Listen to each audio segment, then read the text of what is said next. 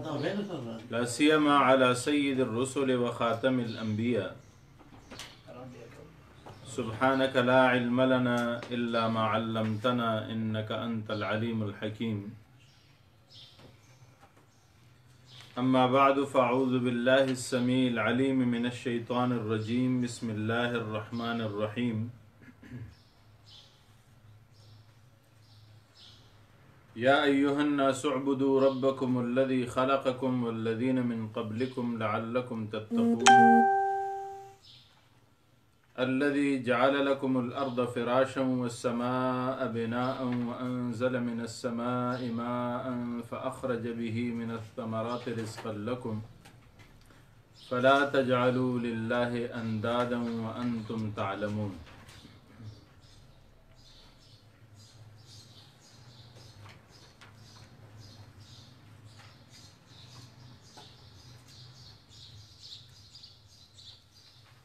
یہاں سے دوسرا باب شروع ہوتا ہے.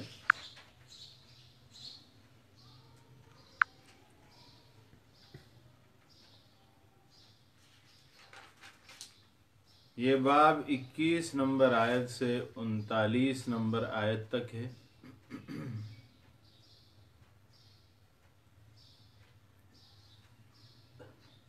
اس میں 6 امور کا ذکر ہوتا ہے. پہلا امر ہے توحید. اس کو پہلی آیت میں یعنی 21 نمبر آیت میں ذکر کریں گے.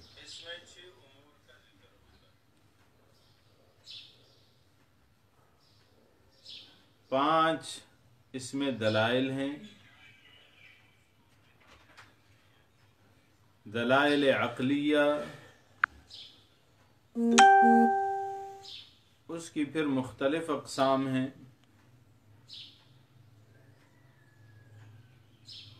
دلیل عقلی دی گئی ہے اپنے نفس کے حوالے سے.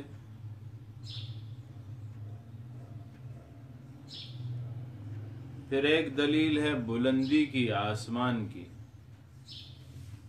علوی. پھر ایک دلیل ہے سفلی. پھر ایک دلیل ہے وسطی، درمیان کی.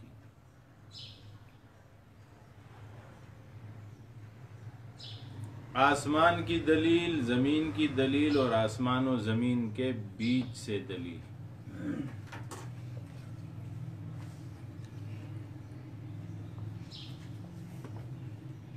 دوسرا امر ہے اس میں صداقت الرسول اور صداقت الکتاب.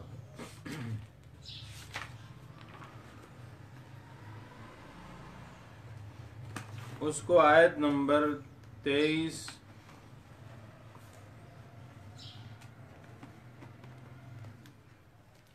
اور 24 میں ذکر کرتے ہیں.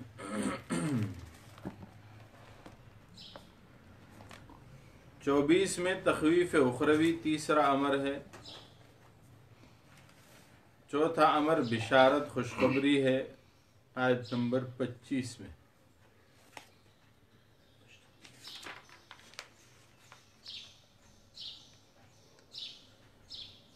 قرآن کی صداقت اور رسول کی صداقت پہ جو اعتراضات ہیں ان کے جوابات کا ذکر ہے.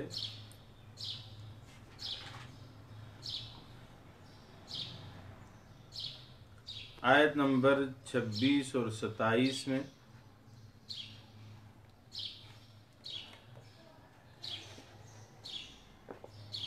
پھر 4 نعمتوں کا ذکر ہوگا آیت نمبر 28، 29، 31 اور 37 میں. جو بڑی نعمتیں ہیں انسان پر ان کا ذکر ہوگا.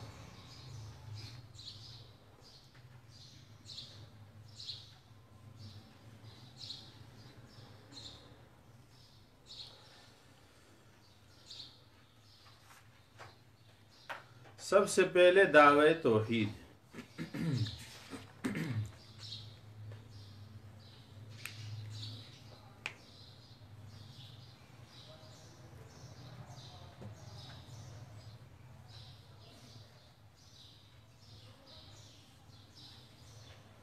یا ایھا الناس اعبدوا ربکم، اے لوگو عبادت کرو تمہارے رب کی، الذی وہ ذات خلقکم جس نے تمہیں پیدا کیا،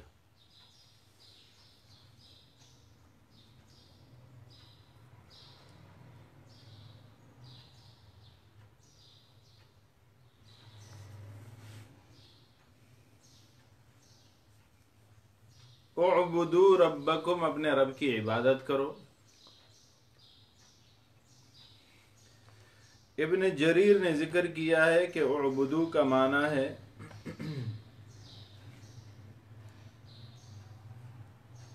افردوا الطاعة والعبادة لربکم دون سائر خلقہ، عبادت کو اور اطاعت کو اللہ کی طرف پھیر لو، مخلوقات کو اس میں شریک مت کرو۔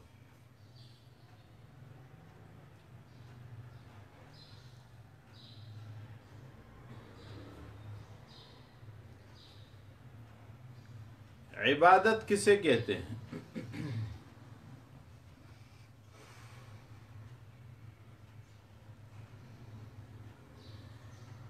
مدارج السالکین میں ذکر ہے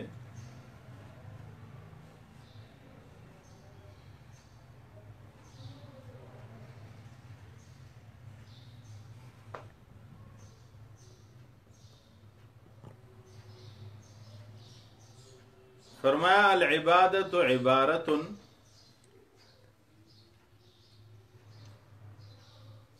عن الاعتقاد والشعور بأن للمعبود سلطة غیبیہ فی العلم والتصرف فوق الاسباب يقدر بها على النفع والضرر فكل دعاء وثناء وتعظيم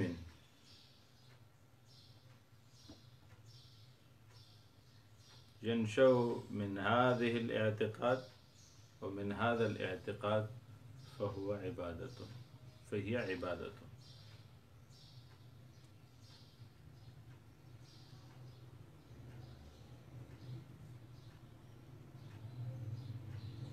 فرمایا تمہارے اعتقاد میں یہ ہونا چاہیے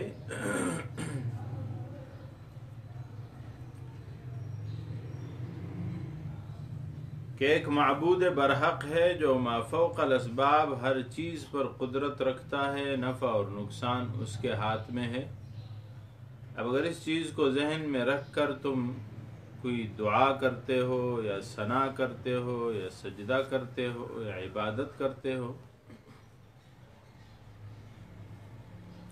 جو اس قسم کے اعتقاد سے جڑا ہوا ہے، نکلا ہوا ہے، سیراب ہوا ہے، تو اسے عبادت کہیں گے۔ تو عبادت تمام کی تمام اللہ جل شانہ کے ساتھ خاص ہے۔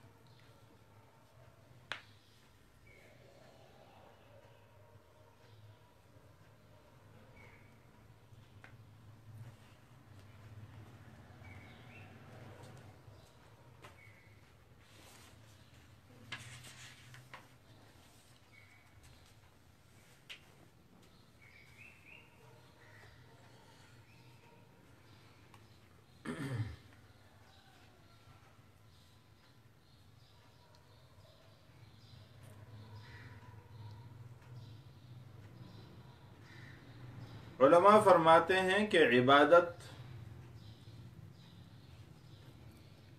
تعظیم کا نام ہے۔ عبادت کی پھر قسمیں ہیں، جانی عبادت بھی ہو سکتی ہے، مالی عبادت بھی ہو سکتی ہے، قولی عبادت بھی ہو سکتی ہے، فعلی عبادت بھی ہو سکتی ہے۔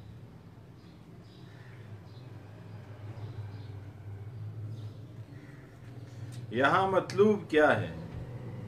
العقیدۃ الصحیحہ مع اتباع الرسول، صحیح عقیدہ ہو، ساتھ میں رسول اللہ صلی اللہ علیہ وسلم کی اتباع۔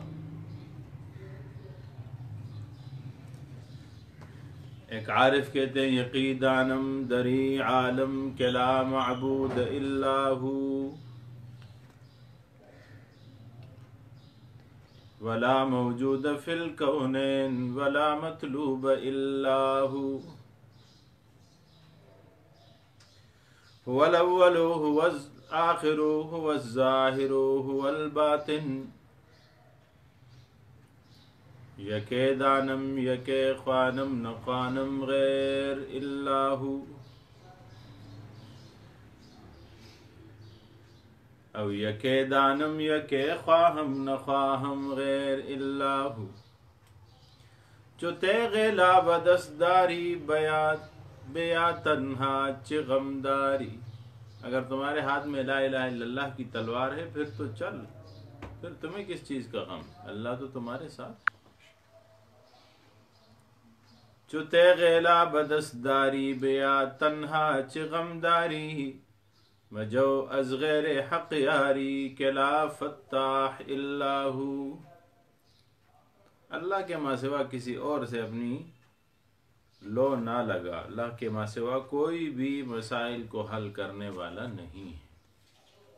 لا الہ الا اللہ، یہی سبق تو جناب رسول اللہ صلی اللہ علیہ وسلم نے پہلے دن پڑھا ہے صفا کی چوٹی پہ، اور یہی دین اسلام کا مغز اور خلاصہ ہے، اور یہ بنیاد ہے. تمام ادیان سے اس کو الگ کرنے کے لیے ایک عظیم بنیاد اگر جانچنی اور دیکھنی ہے تو توحید.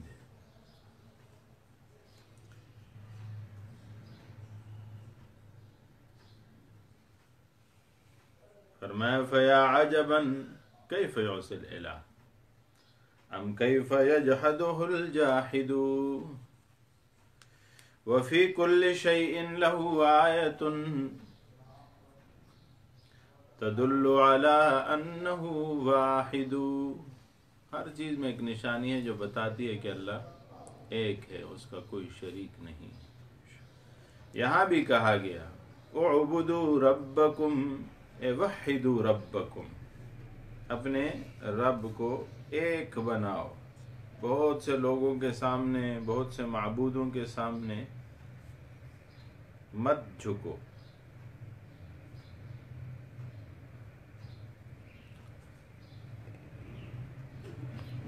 ایک قول یہ ہے کہ عبادت کہتے ہیں نہایت خضوع کو، انتہائی عاجزی کو. جب آپ کسی کے سامنے اپنا سر جھکا لیتے ہیں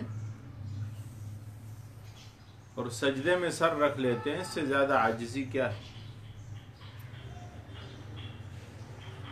اور نہایت خضوع یہ بجمیع اقسامہ و انواعہ مختص باللہ تعالی ہے، یہ اللہ کے ساتھ خاص ہے.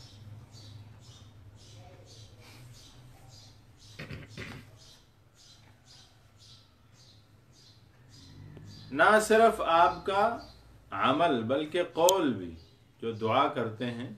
حدیث پاک میں آتا ہے، ابو داؤد شریف کی روایت ہے، ترمذی شریف کی روایت ہے، الدعاء هو العبادہ، دعا بھی عبادت ہے. فرمایا دعا ہی عبادت ہے. نماز میں ہم نماز پڑھتے آخر میں دعا مانگتے ہیں، بلکہ نماز اول تا آخر دعاؤں سے بھری ہوئی. فرمایا ایھا الناس، اے لوگو. قرآن کریم میں یا ایھا الناس کا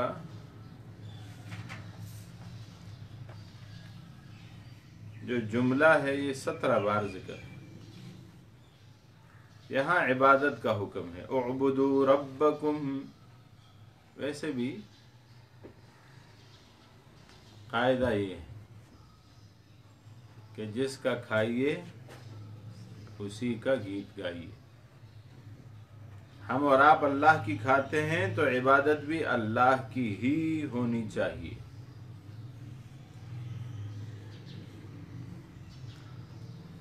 ربکم تمہارے رب کی جس نے تمہیں پیدا کیا.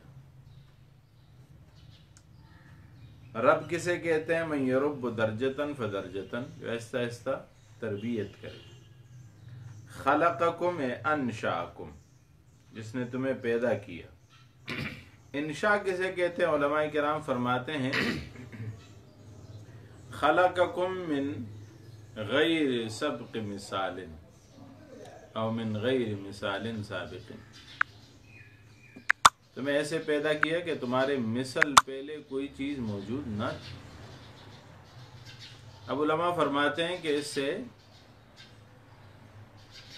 کیا انسان مراد ہے کہ انسان کو پیدا کیا،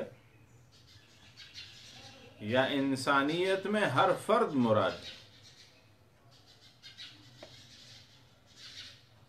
تو دونوں معنی صحیح ہیں. انسان بھی مراد ہے کہ جب آدم کو پیدا کیا تو اس سے پہلے کوئی اس طرح کا پیدا نہیں کیا گیا تھا، اور اس سے ساری انسانیت میں ہر فرد بھی مراد ہے، کیونکہ اللہ جل شانہ کسی بھی فرد کی طرح کسی بھی انسان کو دوبارہ پیدا نہیں کرتا.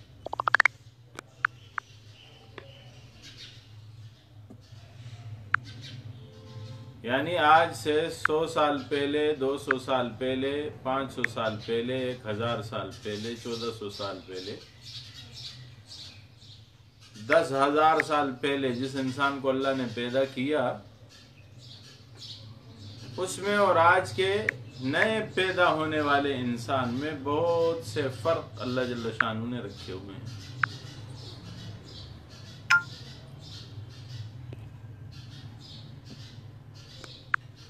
بعض شکلیں ایک جیسی ضرور ہوتی ہیں لیکن ایک ہی نہیں ہوتی، ان میں بھی فرق ہوتا ہے.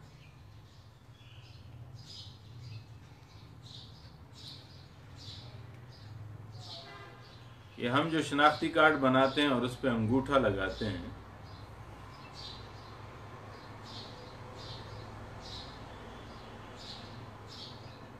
تو کسی بھی انسان کو تو کیا اللہ نے انسان کے جسم پر ڈالی ہوئی لکیریں بھی ایک طرح نہیں بنے. اس انگلی میں کیا ہے؟ اس میں ایک نقشہ ہے پورا،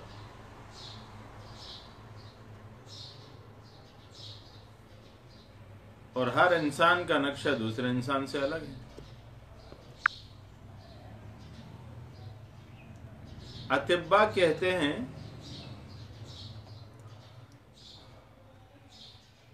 کہ آنکھوں سے جو شعاعیں نکلتی ہیں، ریزز، ہر انسان کی شعاع دوسرے انسان سے الگ. چنانچہ جب لوگ ایئرپورٹوں پہ جاتے ہیں، کسی اور ملک میں داخل ہوتے ہیں، تو ان آنکھوں کی شعاعوں سے بھی آدمی کو پہچان لیتے ہیں. آپ کو ایک دفعہ اس مشین کے سامنے کھڑا ہونا پڑے گا، جیسے ہی آپ کی نگاہوں کی، آنکھوں کی شعاعیں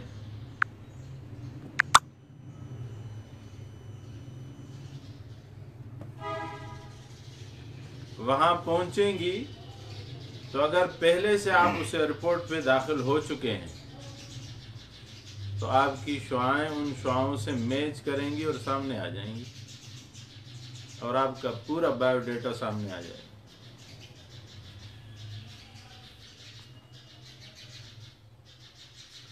تو اللہ نے پیدا کیا لیکن من غیر سبق مثال، الذی خلقکم انشأکم، اس نے تمہیں نیا بنایا، تمہاری طرح کسی کو نہیں بنایا، اور آئندہ بھی تمہاری طرح کسی کو نہیں بنائے گا. آپ 1000 لوگوں کو سامنے کھڑا کریں، ان کے قریب جا کے دیکھیں یا دور سے دیکھیں، ان کی آواز سنیں، ان کے چلنے کا انداز دیکھیں، بولنے کا انداز دیکھیں، کھانے کا انداز دیکھیں، پینے کا انداز دیکھیں، سونے کا انداز دیکھیں، ہر ایک دوسرے سے مختلف ہو. اور جب آپ پوری تحقیق کریں گے تو ایک نہیں، 2 نہیں، 100 نہیں، ہزاروں فرق آپ کو نظر آئیں گے.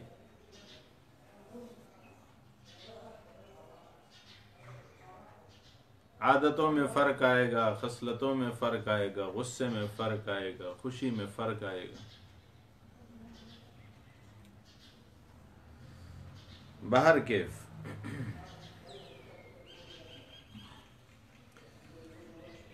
الذی خلقکم والذین من قبلکم،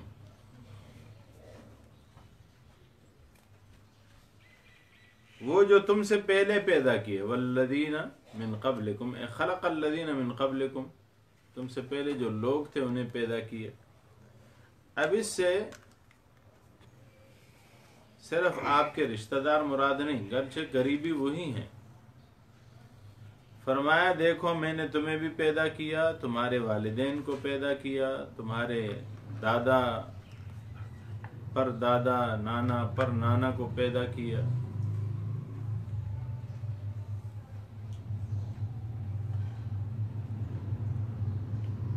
تمہاری والدہ کو پیدا کیا، تمہاری دادی اور نانی کو پیدا کیا۔ وَخَلَقَ الَّذِينَ مِن قَبْلِكُمْ، تم سے پہلے لوگوں کو پیدا کیا، تو یہ تمہارے قریبی ہیں، پہلے ان کو دیکھو، پھر اس کے بعد عالم میں پھیل جاؤ، کتنے لوگوں کو ہم نے پیدا کیا۔ پھر یہ بھی چھوڑ دو، انسانوں سے باہر نکل کے باقی کائنات کو دیکھو۔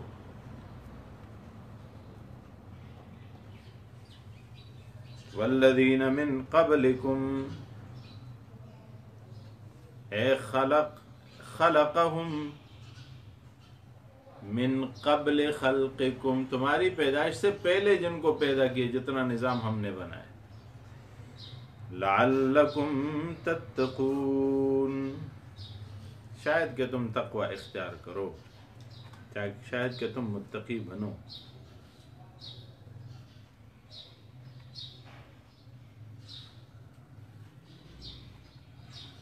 تفسیر مظہری میں مولانا ثناء اللہ پانی پتی رحمۃ اللہ علیہ فرماتے ہیں، یا ایھا الناس میں خطاب ہے تمام انسانیت کے لیے۔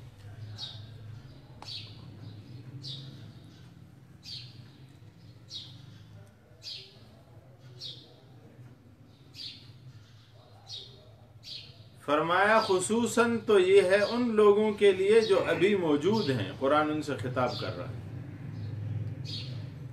لیکن اس کے ضمن میں وہ لوگ بھی شامل ہیں جو آئندہ آنے والے ہیں، اور اللہ انہیں بھی موجود فرض کر کے مکالمہ کر رہا ہے ان کے ساتھ۔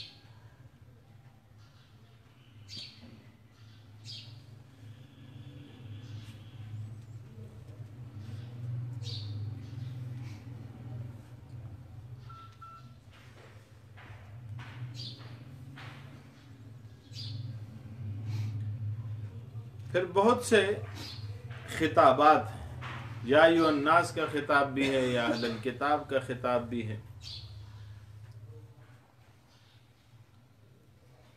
یا ایھا الذین آمنوا کا خطاب بھی ہے، یا ایھا الکافرون کا خطاب بھی ہے۔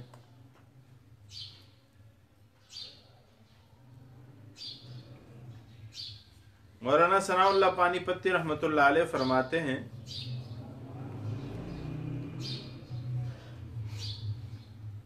کہ خطابات الگ الگ تھے، لیکن جب مدینہ منورہ میں صحابہ کرام کی تعداد بڑھ گئی تو خطاب بنا یا ایھا الذین آمنوا، اے ایمان والو۔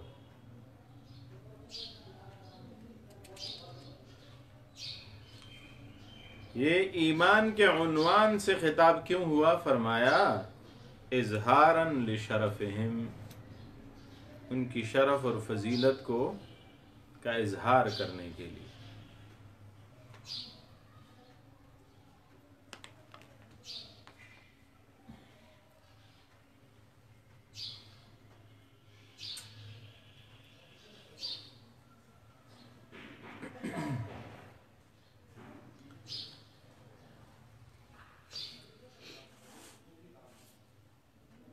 کہ انسانوں میں وہ انسان زیادہ اللہ جل شانہ کے قریب تر ہے جو اللہ جل شانہ پر ایمان رکھتا ہے اور اللہ کے نبی پر ایمان رکھتا ہے، نہ صرف اس نبی پر بلکہ تمام انبیاء علیہم الصلوات و تسلیمات پر ایمان رکھتا ہے۔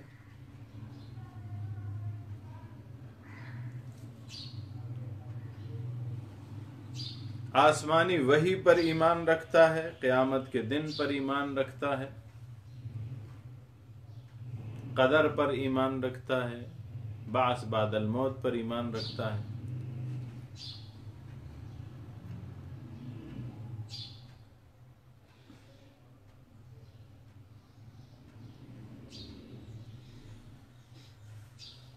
سفیان ثوری فرماتے ہیں، اعمش سے اور وہ ابراہیم سے اور وہ علقمہ سے روایت کرتے ہیں، کل شیء نزل فی یا ایھا الناس فہو مکی۔ فرمایا جس چیز میں یا ایھا الناس آئے یعنی جس صورت میں وہ مکی ہے، ویا ایھا الذین آمنوا فہو مدنی، جس میں یا ایھا الذین آمنوا سے خطاب آئے سمجھ لو کہ یہ مدنی صورت۔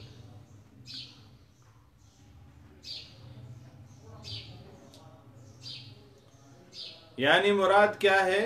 یعنی ان یا ایھا الناس خطاب اہل مکہ، یا اہل مکہ کے ساتھ خطاب ہے، ویا ایھا الذین آمنوا خطاب اہل المدینہ۔ فقولوا یا ایھا الناس اعبدوا ربکم خطاب لمشرکی مکہ۔ فرمایا یا ایھا الناس اعبدوا ربکم، یہاں جو ہے یہ خطاب ہے مشرکین مکہ کے ساتھ۔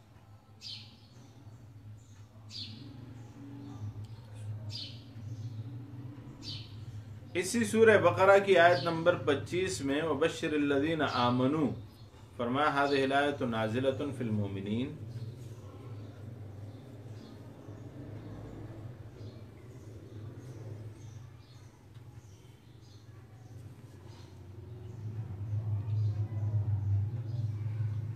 فرمایا وذلك ان اللہ تعالی لما ذکر جزاء الکافرین بقولہ النار التي وقودها الناس والحجارة اعدت للکافرین ذکر جزاء المؤمنین۔ فرمایا اللہ کی عادت طیبہ ہے کہ الہ العالمین نے جب کفار کا تذکرہ کر دیا تو اس کے ساتھ ہی مومنین کا ذکر بھی کر دیا، کفار کے بدلے کا ذکر کیا تو ساتھ میں مومنین کے بدلے کا ذکر کر دیا۔ فرمایا ایھا الناس اعبدوا ربکم، اے لوگو عبادت کرو تمہارے رب کی، الذی وہ ذات خلقکم جس نے تمہیں پیدا کیا، والذین من قبلکم اور ان لوگوں کو جو تم سے پہلے گزرے، لعلکم تتقون تاکہ تم تقوی اختیار کرو۔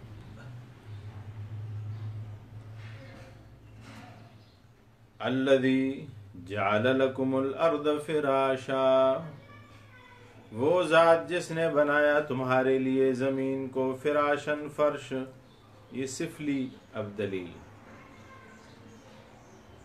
نیچے سے دلیل دے رہے ہیں، جو آپ کے پاؤں کے نیچے ہے زمین، اللہ نے اس کو فرش بنایا ہے۔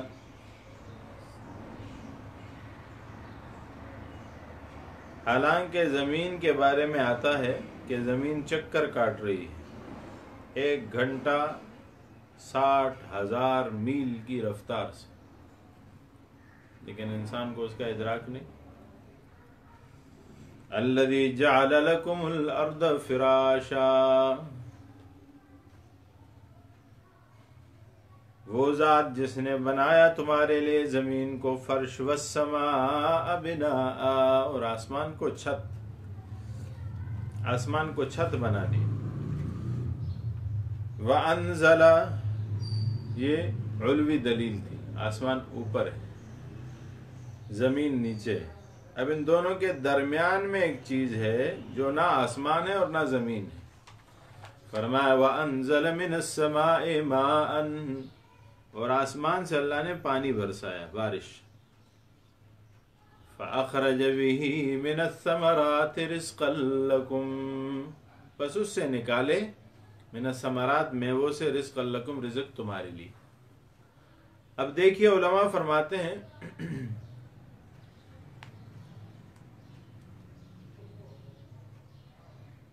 کہ آسمان سے پانی کا برسنا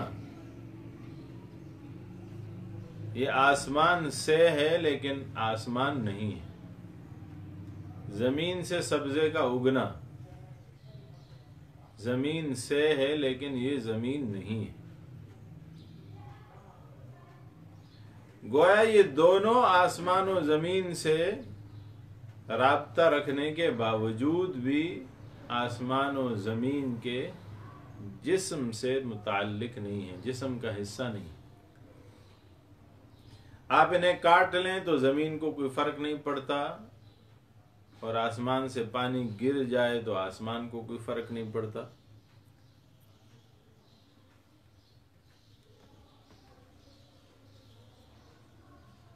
بارش جو ہے اللہ جل شانہ کی نعمت ہے، لیکن عین وقت میں نبی کریم صلی اللہ علیہ وآلہ وسلم جب بارش کا منظر آتا، احادیث مبارکہ میں ذکر ہے، ہوا چلتی، طوفان آ جاتا، بدلی آتی، گھٹا چھاتی کالی، آسمان میں گرج اور چمک ہوتی تو حضور صلی اللہ علیہ وسلم پریشان ہو جاتے۔ حضور صلی اللہ علیہ وسلم ایک طرف سے دوسری طرف جاتے، دوسری طرف سے دوسری طرف جاتے، تب تک آرام سے نہ بیٹھتے تھے جب تک بارش شروع نہ ہو جاتی تھی۔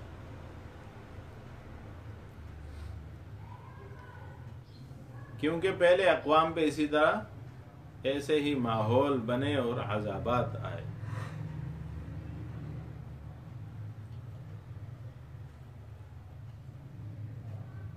تو ہر بارش سے پہلے کے جو حالات ہوتے ہیں، مناظر ہوتے ہیں، اس میں امکان دونوں چیزوں کا ہوتا ہے، اس حدیث سے ظاہر ہوا۔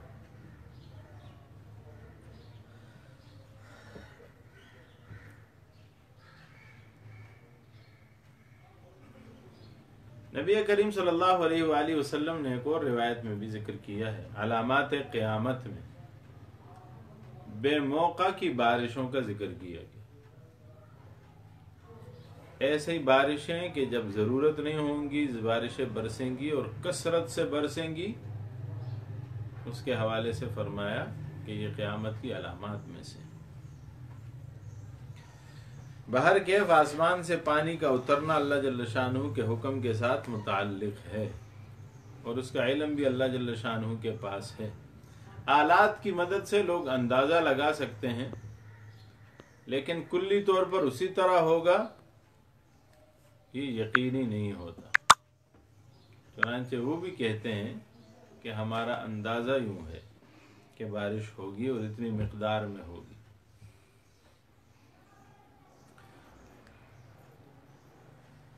بارش کے ہر قطرے کے ساتھ ایک فرشتہ آتا ہے، اور وہ اس قطرے کو زمین تک پہنچا کے واپس جاتا ہے۔ علماء فرماتے ہیں فرشتوں کی اتنی تعداد ہے کہ آج تک جتنی بارشیں ہوئی ہیں، ہر بارش کے ہر قطرے کے ساتھ ایک فرشتہ آیا، اس نے اپنی ڈیوٹی کی، اور آج تک دوبارہ اس کو پانی کا قطرہ لانے کا موقع نہیں دیا گیا یا نہیں مل سکا۔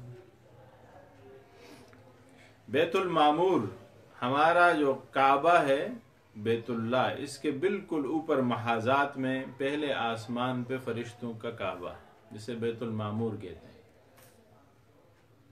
اس میں ایک مطاف ہے، وہاں بھی طواف ہوتا ہے۔ اس مطاف میں 70,000 فرشتے ایک وقت میں طواف کر سکتے ہیں۔ فرماتے ہیں جب سے وہ کعبہ بنا ہے، پہلی دفعہ جن 70,000 فرشتوں نے طواف کیا ہے، آج تک انہیں دوبارہ موقع نہیں ملا، اور تا قیامت انہیں دوبارہ موقع نہیں ملے گا۔ اتنے اللہ کے فرشتے ہیں۔ تو پھر اللہ ہماری عبادتوں کا محتاج تھوڑا ہی ہے۔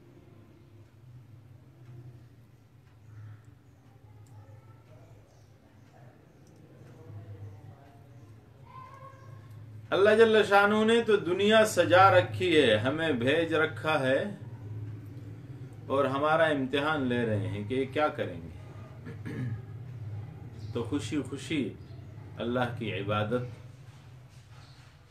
کرنے سے ایمان کے درجات بہت بلند ہوتے ہیں، اس پہ اللہ بہت خوش ہوتے ہیں۔ عبادت تو فرض ہے، آپ خوشی سے نہ کریں تو مجبوری سے بھی کرنا پڑے گا، ضروری ہے۔ آج بھی تو لوگ عبادتیں کر رہے ہیں، وبا آئے، مصیبت آئے، مشکل آئے، مرض آئے، ہمارے اسکول اور کالج یونیورسٹیوں کے اسٹوڈنٹس کے جب امتحانات کے دن آتے ہیں تو بڑی نمازیں پڑھتے ہیں، بڑی عبادت کرتے ہیں، بڑے رات کو اٹھ کے تہجد پڑھتے ہیں کہ اللہ کامیابی دے۔ تو اس چھوٹی کامیابی کے لیے اگر ہم اللہ جل شانہ کے ہاں بارگاہ میں جا کے اسے حاصل کرتے ہیں اور حاصل بھی کر لیتے ہیں، اللہ جل شانہ کرم کرتا ہے، تو سیکھنا چاہیے کہ آخرت کی لامتناہی زندگی کی کامیابی کے لیے ہم نے انہی عبادات سے ہو کر گزرنا ہے۔ باہر کیف وَأَنزَلَ مِنَ السَّمَاءِ مَاءً، اور نازل کیا آسمان سے پانی، فَأَخْرَجَ بِهِ، پس نکالے اس سے، مِنَ الثَّمَرَاتِ میوے، رِزْقًا لَكُمْ، رزق تمہارے لیے، فَلَا تَجْعَلُوا لِلَّهِ أَنْدَادًا، بس اللہ جل شانہ کے لیے شریک مت بناؤ۔ انداد ند کی جمع ہے، ند مقابل اور ہم سر کو کہتے ہیں۔ عارف کہتے ہیں ابتدا ہے نہ انتہا کوئی، کیا لگائے تیرا پتا کوئی، ابتدا ہے نہ انتہا کوئی، کیا لگائے تیرا پتا کوئی، بے شریک و عدیل و بے ہمتا، تجھ سپایا نہ دوسرا کوئی۔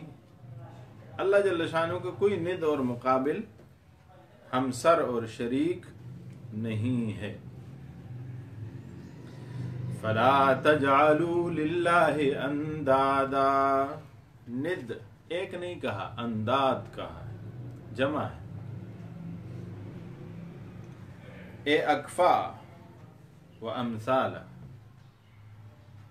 و نظرا،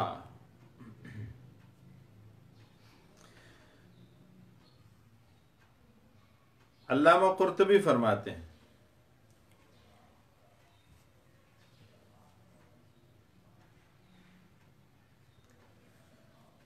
شاعر کا ایک قول نقل کرتے ہیں کہ نحمد اللہ ولا ند لہ،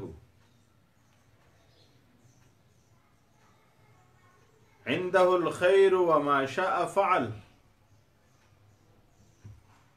ہم اللہ جل شانہ کی تعریف کرتے ہیں، اس کے لیے کوئی ند و مقابل نہیں ہے، اس کے ہاں خیر کے سارے خزانے ہیں، جو چاہے وہ کرے۔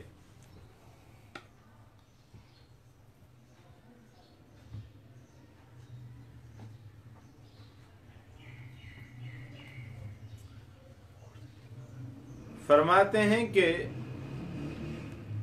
وَيُقَالُ نِدٌّ وَنَدِيدٌ وَنَدِيدَةٌ عَلَى الْمُبَالَغَةِ،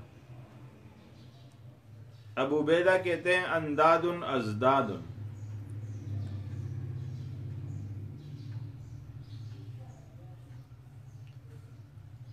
جوہری کہتے ہیں کہ ند کا لفظ نون کے فتحے کے ساتھ ہے، الند،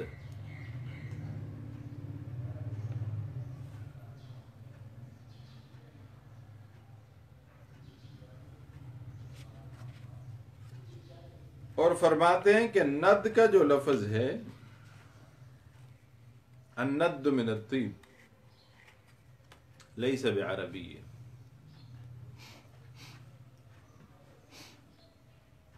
باہر کیف ند مقابل اور ہمسر کو کہتے ہیں۔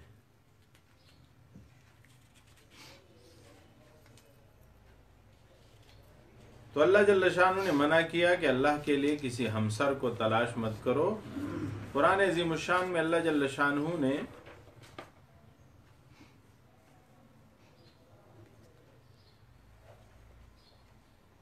تین چیزوں کو کھل کر ذکر کیا، اللہ سے بالا بھی کوئی نہیں،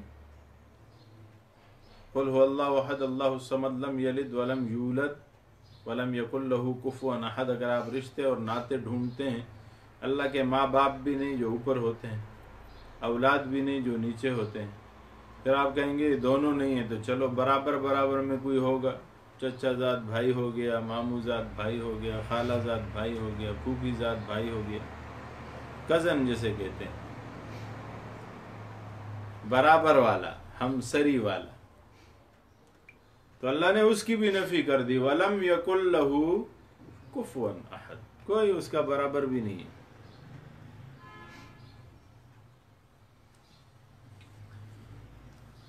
फरमाया फला तजालू लिल्लाहि अंदादा। बुखारी शरीफ में एक रिवायत है, बुखारी शरीफ जिल्द सानी किताब तफसीर में अब्दुल्लाह इब्न मसूद रज़ी अल्लाह ताला अन्हु से मरवी है, फरमाते हैं साल तो नबी सल्लल्लाहु अलैहि वसल्लम, मैंने नबी करीम सल्लल्लाहु अलैहि वसल्लम से पूछा अय्यु ज़म्बि अअज़मु इंदल्लाह, अल्लाह के यहाँ सबसे बड़ा गुनाह कौन सा है? तो फरमाते हैं हुजूर सल्लल्लाहु अलैहि वसल्लम ने फरमाया क़ाल अन तजअल लिल्लाहि निद्दन व हुवा खलक़क, कि तुम अल्लाह के लिए शरीक बनाओ, हमसर और मुकाबिल बनाओ, हालांकि अल्लाह ने तुम्हें पैदा किया। सबसे बड़ा गुनाह है, अकबरुल कबायर जो है ये शिर्क। हदीस में कुल, तो फिर मैंने कहा इन्न ज़ालिका लअज़ीम, ये तो बहुत बड़ा है। कुल तो सुम्मा अय्यो, हुजूर इसके बाद कौन सा गुनाह बड़ा है? क़ाल अन तक़्तुल वलदक तख़ाफ़ अन युतइम मअक, कि तुम अपने बेटे को इसलिए, औलाद को इसलिए कत्ल कर दो कि तुम्हारे साथ खाना खाएगा। ये बड़ा गुनाह है। आज दुनिया इसके पीछे लगी हुई है, शिर्क में बहुत दुनिया मसरूफ है, कत्ल औलाद में बहुत दुनिया मसरूफ है। ये इज्तिमाई गलतियां हैं। कौमों के कौम, हजारों नहीं, लाखों नहीं, करोड़ों लोग शिर्क कर रहे हैं, बल्कि एक बड़ी आबादी, यानी अब वो करोड़ों से भी निकल के आगे तजावुज कर रहे हैं।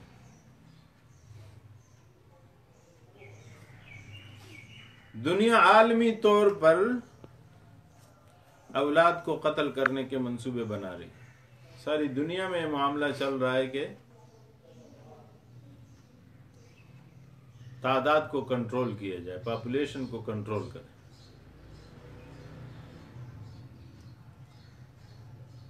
और इससे मना किया गया। हम ये लोग क्यों कहते हैं? इस वजह से कहते हैं कि उन्हें फिक्र लगी हुई है कि लोग फलां मुल्क में या दुनिया में बढ़ेंगे तो खाएंगे क्या। और अल्लाह फरमाते हैं मा मिन दाब्बतिन फिल अर्द इल्ला अलल्लाहि रिज़्क़ुहा, अल्लाह तब तक किसी को पैदा ही नहीं करता जब तक उसका रिज़्क़ जमीन पे भेज नहीं देता। साहबी कहते हैं इब्न मसूद, मैंने कहा कुल्तु सुम्मा अय्यु, अल्लाह के पैगंबर इसके बाद कौन सा गुनाह सबसे बड़ा है?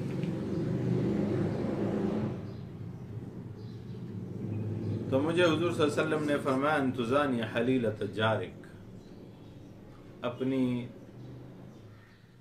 पड़ोसी की मुहरिमा से बदफेली करो। अहादीस में नबी करीम सल्लल्लाहु अलैहि वसल्लम से मुख्तलिफ सवालात मुख्तलिफ मकामात पे किए गए और उसके मुख्तलिफ जवाबात नबी करीम सल्लल्लाहु अलैहि वसल्लम ने दिए। तो इस सवाल के भी जवाबात मुख्तलिफ आए हैं।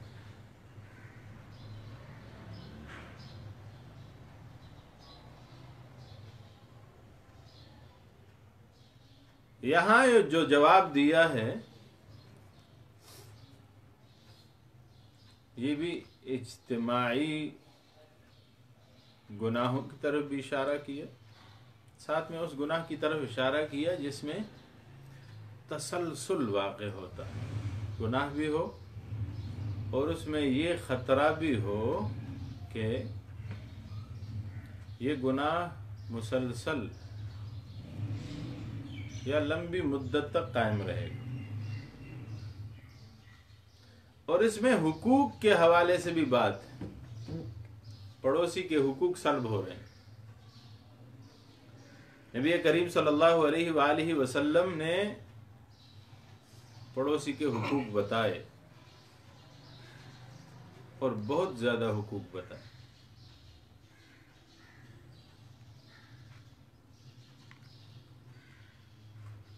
फरमाया अपने घर से बाहर निकलो तो सबसे ज्यादा हक वो पड़ोसी का। حضور فرماتے ہیں کہ جبریل امین نے مجھے پڑوسی کے حقوق بتائے،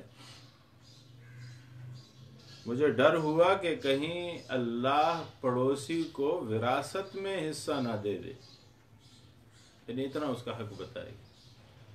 اب کوئی آدمی حلیل جار سے بدفعلی کرے گا تو اس میں دو چیزیں آ جائیں گے، ایک تو پڑوسی کے حقوق کو سلب کرنا، اور دوسرا کہ پڑوسی کا گھر آپ کے گھر کے ساتھ جڑا ہوا ہوتا ہے تو وہ گناہ اگر ایک دفعہ شروع ہو گیا تو بہت زیادہ ہوگا، کثرت سے ہوگا اور طویل مدت تک چلے گا۔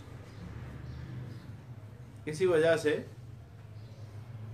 احادیث مبارکہ میں آتا ہے کہ اس سے بھی بڑھ کر دیور کے لیے الفاظ حدیث میں موجود ہیں۔ حضور صلی اللہ علیہ وسلم فرماتے ہیں الحم الموت، دیور جو ہے یہ تو موت ہے۔ ہمارے یہاں دیوروں سے پردہ نہیں کیا جاتا، حالانکہ دیور کا آنا جانا گھر میں زیادہ ہوتا ہے۔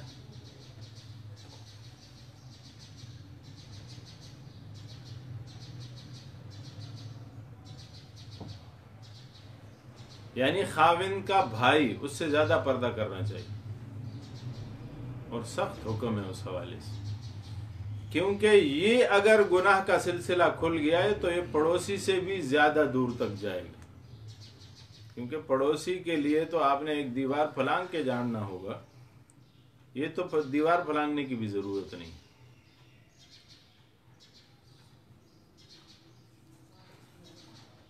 گناہ کہ مواقع کی اس میں کثرت ہے اور تادیر یہ گناہ چلنے والا ہو سکتا ہے، اس وجہ سے سختی بھی انہی چیزوں میں زیادہ ہے۔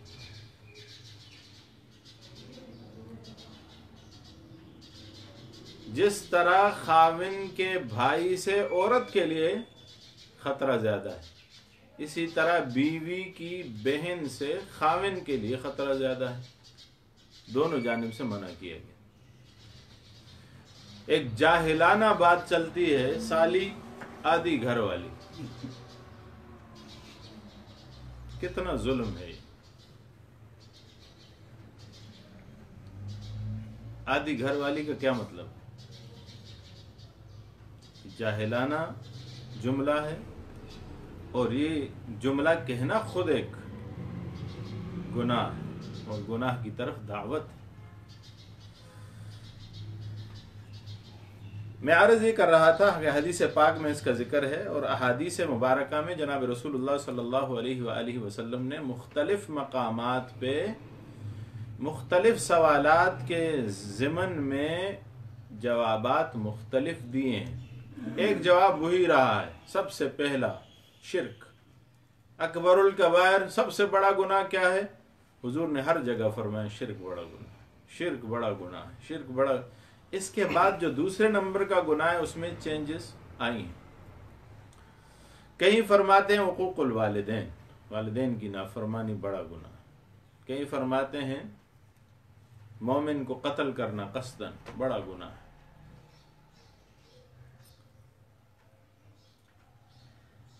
کہیں فرماتے ہیں شراب پینا بڑا گناہ ہے، کہیں فرماتے ہیں جناب رسول اللہ صلی اللہ علیہ وسلم کے قرآن کے یاد شدہ حصے کو بھول جانا بڑا گناہ ہے۔ اب حضور صلی اللہ علیہ وسلم تو حکیم تھے، وقول الحکیم لا یخلو عن الحکمت، حکیم کی کوئی بھی بات جو حکمت والا ہو، سمجھ والا ہو، ہوشیار ہو، سمجھدار ہو، اس کی کوئی بھی بات وہ سمجھ سے خالی نہیں ہوتی۔ تو نبی کریم صلی اللہ علیہ وسلم کی کوئی بھی بات سمجھ سے خالی نہیں تھی اور حکمت سے خالی نہیں ہوتی تھی۔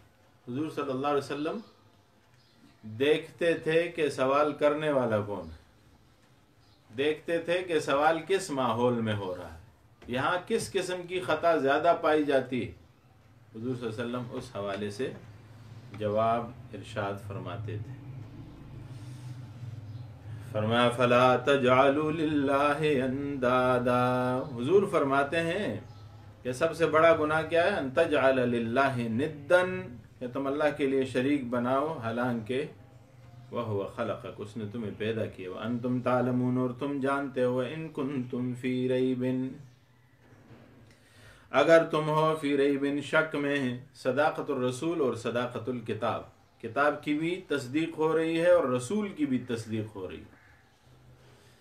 لوگ شک کرتے تھے کہ قرآن اللہ کی کتاب نہیں، لوگ شک کرتے تھے کہ جناب رسول اللہ صلی اللہ علیہ وسلم اللہ کے پیغمبر نہیں، یہ اپنی طرف سے باتیں کر رہے ہیں۔ حضور صلی اللہ علیہ وسلم نے جب دعوی نبوت کیا نا، تو صنادید قریش میں سے لوگوں نے حضور صلی اللہ علیہ وسلم کے پاس آ کر کہا بھی کہ آپ کو اگر سرداری چاہیے نا تو ہم آپ کو سرداری دے دیتے ہیں، یہ باتیں چھوڑ دو۔ دوسرا آفر کیا، اگر آپ کو پیسے چاہیے، خزانے چاہیے، مال و متاع چاہیے، جتنا آپ مانگیں گے اتنا ہم دیں گے۔ تیسری آفر ہوئی کہ اگر آپ کو کسی سے محبت ہو گئی ہے اور اس کا حصول چاہتے ہیں تو ہم سارے مل کر اس گھر جا کر آپ کے لیے رشتہ منگواتے ہیں، اور آپ کا وہ رشتہ پکا سمجھو۔ لیکن انہیں سمجھ نہیں آ رہی تھی کہ نبی کریم صلی اللہ علیہ وآلہ وسلم تو اللہ کے محبوب بھی تھے اور اللہ سے محبت کرنے والے بھی تھے۔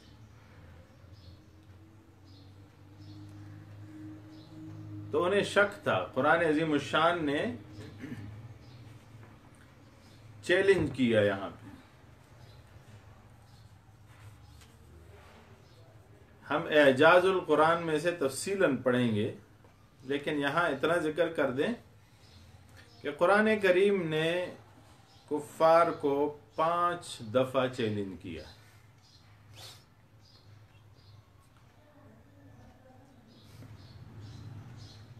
ایک جگہ فرمایا فَلْيَأْتُوا بِحَدِيثٍ مِثْلِهِ إِن كَانُوا صَادِقِينَ، اگر یہ سچے ہیں تو قرآن کی طرح بات لیں۔ دوسری جگہ فرمایا قُلْ لَئِنِ اجْتَمَعَتِ الْإِنسُ وَالْجِنُّ عَلَىٰ أَن يَأْتُوا بِمِثْلِ هَٰذَا الْقُرْآنِ لَا يَأْتُونَ بِمِثْلِهِ وَلَوْ كَانَ بَعْضُهُمْ لِبَعْضٍ ظَهِيرًا۔ ایک دوسرے کے لیے مدد بھی کرے نا تو قرآن کی طرح قرآن نہیں لا سکتے۔ تیسری جگہ فرمایا ام یقولون افترا، کیا یہ کہتے ہیں کہ اسے حضور نے گڑھا ہے؟ قل، کہہ دیجئے انہیں فَأْتُوا بِعَشَرِ سُوَرٍ مِثْلِهِ مُفْتَرَيَاتٍ، چلو تم بھی 10 گڑھی ہوئی صورتیں لے آؤ۔ فرمایا وَادْعُوا مَنِ اسْتَطَعْتُم مِّن دُونِ اللَّهِ إِن كُنتُمْ صَادِقِينَ، اپنے خداؤں کو بھی بلا لو تمہارے ساتھ مدد کریں اللہ کے ماں سوا اگر تم سچے ہو۔ 3 ہو گئے۔ چوتھا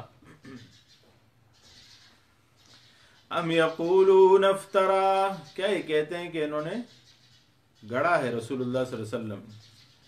قل کہہ دو فأتوا بسورۃ مثلہ، کہو کہ اس کی طرح کوئی صورت لے آؤ۔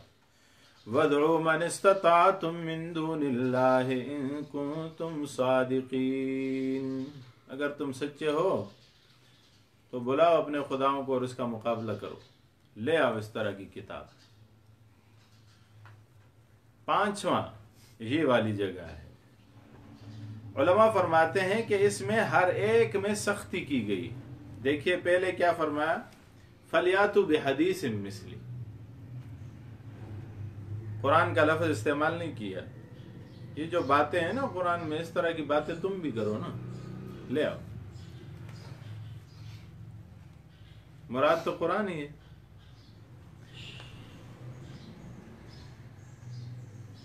دوسرا، چلو پوری قرآن کی طرح قرآن لے آؤ۔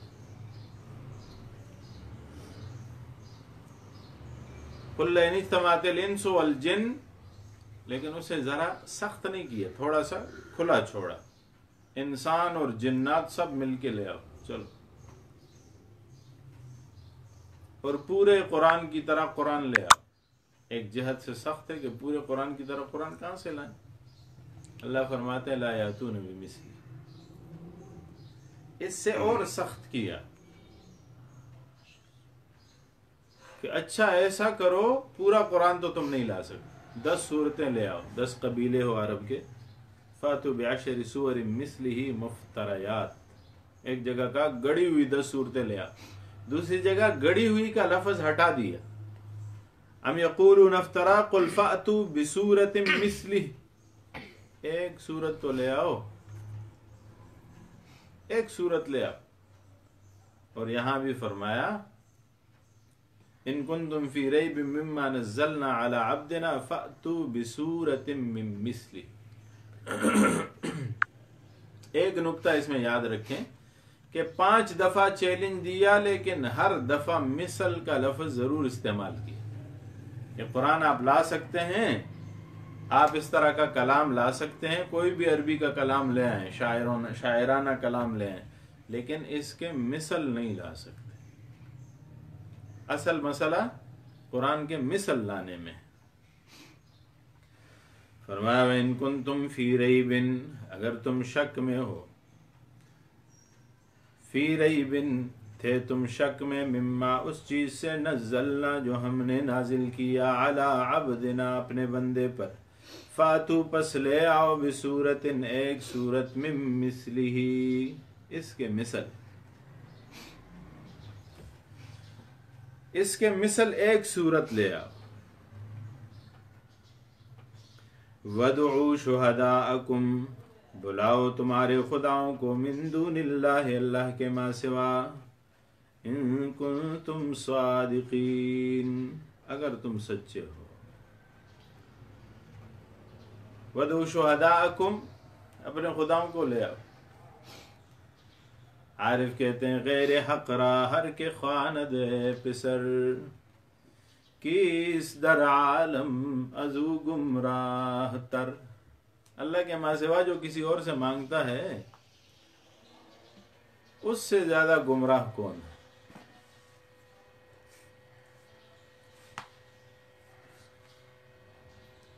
فرمایا وَادْعُوا شُهَدَاءَكُمْ مِن دُونِ اللَّهِ، پکاریے تمہارے خداؤں کو اللہ کے ماں سوا، ان کنتم صادقین اگر تم سچے ہو۔ اب یہاں پہ ایک سوال اٹھتا ہے کہ آپ تو کہہ رہے ہیں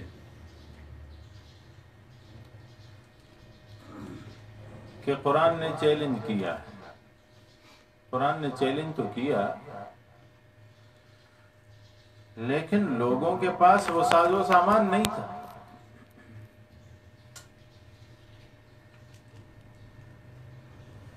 کہ قرآن کریم کے اس چیلنج کو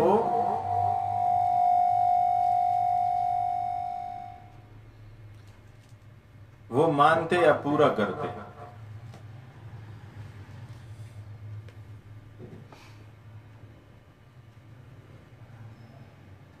اس پہ کئی سوالات اور کئی جوابات جو مسئلہ اعجاز القرآن میں آئیں گے، اور کل انشاءاللہ العزیز مسئلہ ہے اعجاز القرآن کا۔ میں صرف نمونہ کے طور پہ جو تفاسیر نے سوال اٹھایا ہے اس مقام پہ،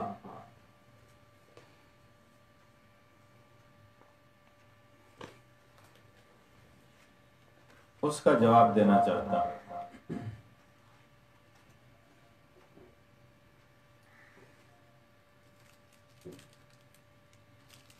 انہوں نے کہا کہ ساز و سامان نہیں ہے۔ ہم کہتے ہیں بھائی ساز و سامان تو تھا، کسی بھی چیز کے لیے 4 علتیں ہونی چاہیے۔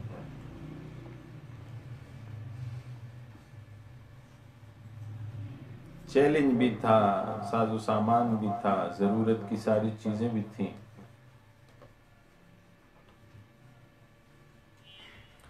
4 علتیں ہونی چاہیے۔ ایک علت غائی، دوسرا علت فاعلی، تیسرا علت مادی، چوتھا علت سوری۔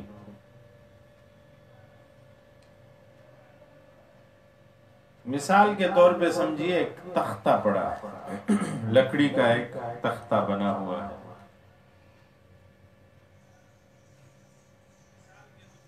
ایک میز بنا ہوا ہے، تپائی بنی ہوئی ہے۔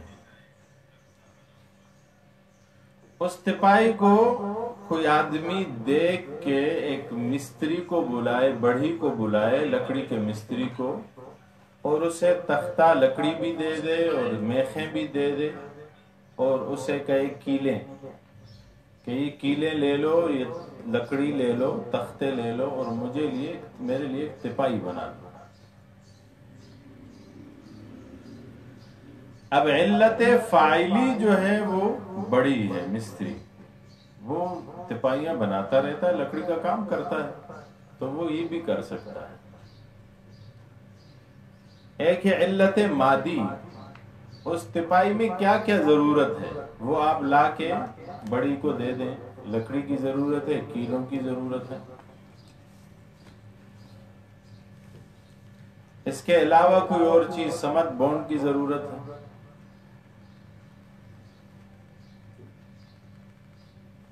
آپ اسے مزید خوبصورت و مزین کرنا چاہتے ہیں تو اور تزئین و آرائش کی چیزوں کی ضرورت ہے، وہ لے کے آپ دے دیجیے۔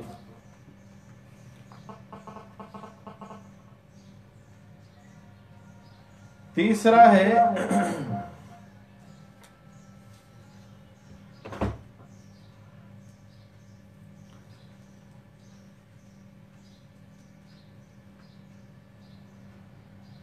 علت سوری، کہ صورت ہو، مثال موجود ہو۔ چنانچہ ہم بڑی اور مستری کو کہتے ہیں یہ جو تپائی پڑی ہے نا، اس کی طرح تپائی بنا کے، تو صورت بھی آ گئی سامنے۔ اب چوتھی چیز ہے علت غائی، کیوں چاہیے تپائی آپ کو؟ ہم کہتے ہیں ہم دورہ تفسیر پڑھ رہے ہیں اور ہمیں قرآن کو رکھنے کے لیے تپائی چاہیے، بیاض کا قرآن رکھنا ہے، ساتھ میں رجسٹر رکھنا ہے، ہمیں کھلی تپائی چاہیے جس میں دونوں چیزیں آ جائیں۔ اب چاروں چیزیں ہیں اور پھر بھی مستری نہ بنا سکے تو سمجھیے وہ مستری کام کا نہیں۔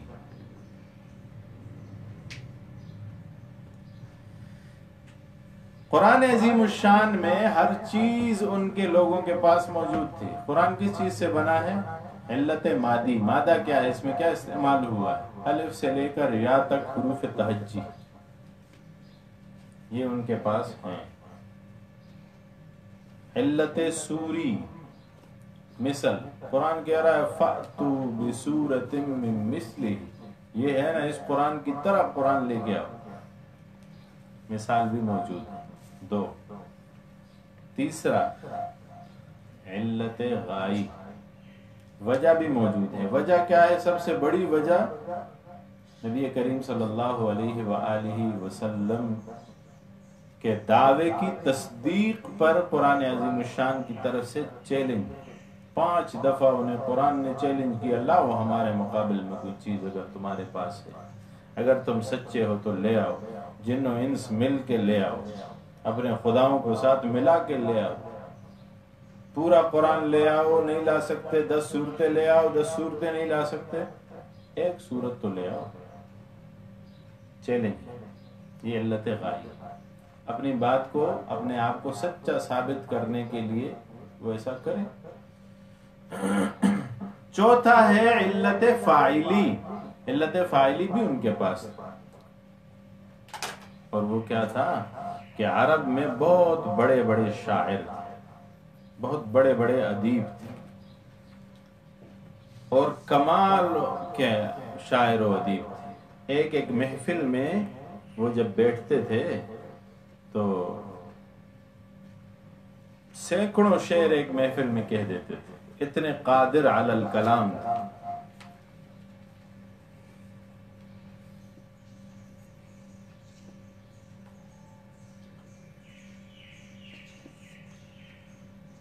لیکن اس سب کے باوجود وہ نہیں لا سکا، کیونکہ قرآن کا مقابل لانا ممکن ہی نہیں ہے۔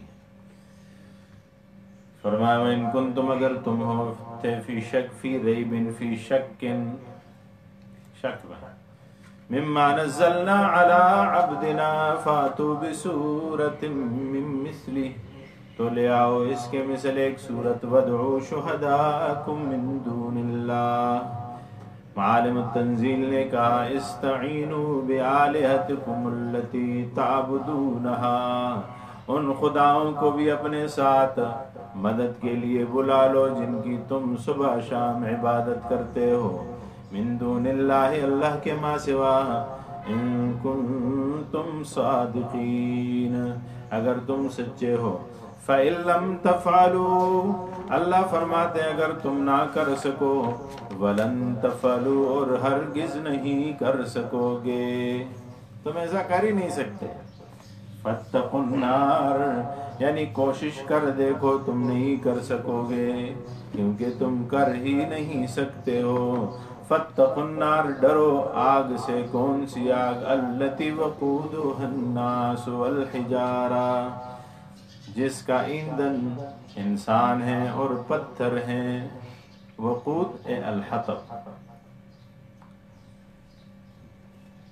الحجارہ ابن کثیر نے لکھا ہے المراد بہا حجارۃ الاسنام، عام پتھر نہیں مراد، بلکہ وہ پتھر مراد ہیں جن سے بت بنائے گئے تھے اور لوگ ان کی پوجا پاٹ کیا کرتے تھے۔ المراد بها حجارۃ الاسنام والانداد التي كانت تعبد من دون اللہ، جن کی عبادت اللہ کے ما سوا کی جاتی تھی۔ یہ کیوں ہوگا؟ اس وجہ سے ہوگا کیونکہ لوگوں کے ذہن میں یہ ہے، دنیا میں جن جو پتھروں کی عبادت کرتے ہیں، بتوں کی عبادت کرتے ہیں، ان کے ذہن میں یہ ہے کہ یہ بہت شرف والا ہے، بہت بلند مقام والا ہے، میری ساری مشکلیں حل کرے گا اور مجھے آخرت میں جنت نصیب کرے گا۔ تو اللہ جل شانہ اسے ہی جہنم میں ڈال کے انہیں بتائیں گے دیکھو جن سے تم جنت کی امید رکھتے تھے وہ بیچارے تو خود جہنم میں پڑے ہیں۔ سبق وقودها الناس والحجارہ، وقود کہتے ہیں ایندھن کو۔ اب اس میں ایک سخت پیغام وقود کے لفظ میں، علماء فرماتے ہیں کہ آگ سے کبھی ایندھن کو نکالا نہیں جاتا، ایندھن تو آگ میں پڑا ہی رہتا ہے، جل جاتا ہے، ابھی نہیں تو گھنٹے بعد، گھنٹے بعد نہیں تو 2 گھنٹے بعد، ایندھن نے تو جلنا ہی ہوتا ہے دنیا میں بھی۔ ایک آگ آپ جلاتے ہیں کسی چیز کے لیے، تو وہ کس چیز سے جلاتے ہیں؟ ایندھن سے۔ وہ چیز جسے آپ جلانا چاہتے ہیں، پکانا چاہتے ہیں، وہ پک کے آگ سے ہٹ جاتی ہے، لیکن ایندھن پھر بھی آگ میں رہتا ہے۔ تو سخت پیغام، وقودها الناس والحجارہ اعدت للکافرین، تیار کی گئی ہے کافروں کے لیے۔ بیضاوی نے لکھا ہے حیئت لہم، ان کے لیے بنائی گئی۔ اب اعدت للکافرین میں ایک نکتہ ہے، نکتہ یہ ہے کہ جہنم مومنوں کے لیے بنی نہیں، جنت مومنوں کے لیے بنی۔ ہاں، اپنے بدعملی کی وجہ سے کوئی مومن خود اپنے آپ کو جہنم کا مستحق بنا دے تو اسے جانا پڑے گا، نہیں تو اللہ نے جہنم بنائی اس کے لیے نہیں، جہنم بنی کفار کے لیے اور جنت بنی مومنین کے لیے۔ آگے بشارت دے رہے ہیں، یہ تخویف تھا، تخویف اخروی، آخرت کا ڈراوا، آخرت کا منظر پیش کیا۔ اب عادت ہے اللہ جل شانہ کی، جب کفار کا ذکر کرتے ہیں ساتھ میں مومنین کا ذکر کرتے ہیں، جب مومنین کا ذکر کرتے ہیں ساتھ میں کفار کا ذکر کرتے ہیں، جب کوئی ڈراوا دیتے ہیں تو ساتھ میں خوشخبری لے آتے ہیں، جب کوئی خوشخبری لاتے ہیں تو ساتھ میں ڈراوا لے آتے ہیں، بیلنس کرنے کے لیے۔ فرمایا وبشر الذین، بشارت دیجئے، خوشخبری دیجئے، چوتھا امر ہے، الذین، ان لوگوں کو، آمنوا، جو ایمان لائے، وعملوا الصالحات، اور انہوں نے نیک عمل کیے۔ الصالحات کا لفظ قرآن میں 62 بار آیا ہے۔ وعملوا الصالحات، اور نیک عمل کیے، ان لہم جنات، انہیں خوشخبری دیجئے کہ ان کے لیے ہیں باغات۔ جنات جنتن کی جمع ہے، جنت ایک باغ کو کہتے ہیں اور جنات کئی باغات کو کہتے ہیں۔ جنت اسے کہتے ہیں جو دکھائی نہ دے، یہ جنات جمع سالم ہے، کہتے ہیں غائب عن البصر کو، وہ چیز جو آنکھ سے غائب ہے۔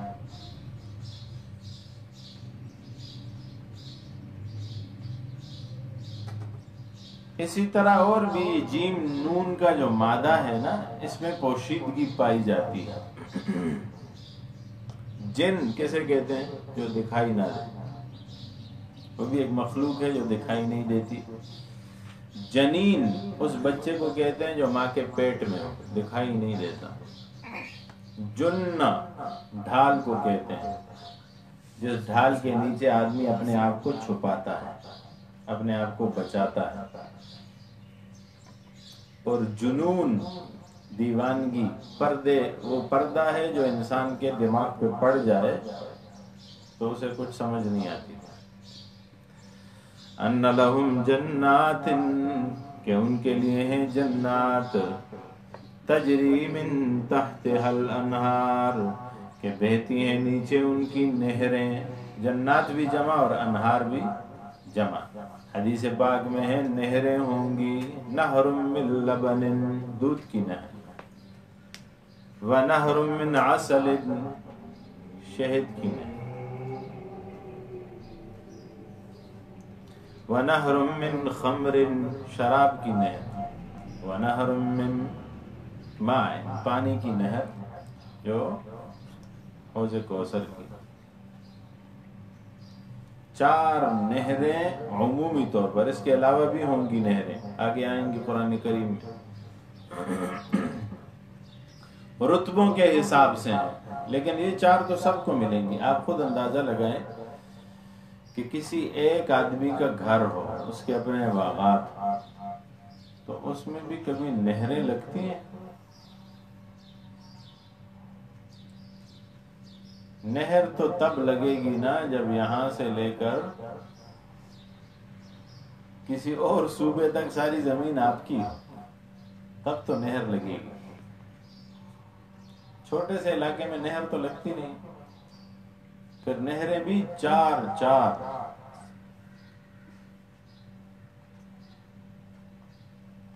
اور پھر اس کا ذکر ہے، مفسرین کہتے ہیں یہاں مضاف محذوف، فرمایا جنات تجری من تحت قصورها الانہار، مضاف الیہ محذوف، اس کے محلات کے نیچے سے نہریں گزریں گی۔ ایک محل اتنا ہوگا، ہم نے پڑھا نا کہ خیمہ کتنا ہوگا، یہاں سے گجر خان تک ایک خیمہ ہو جس میں کوئی ستون نہیں ہو۔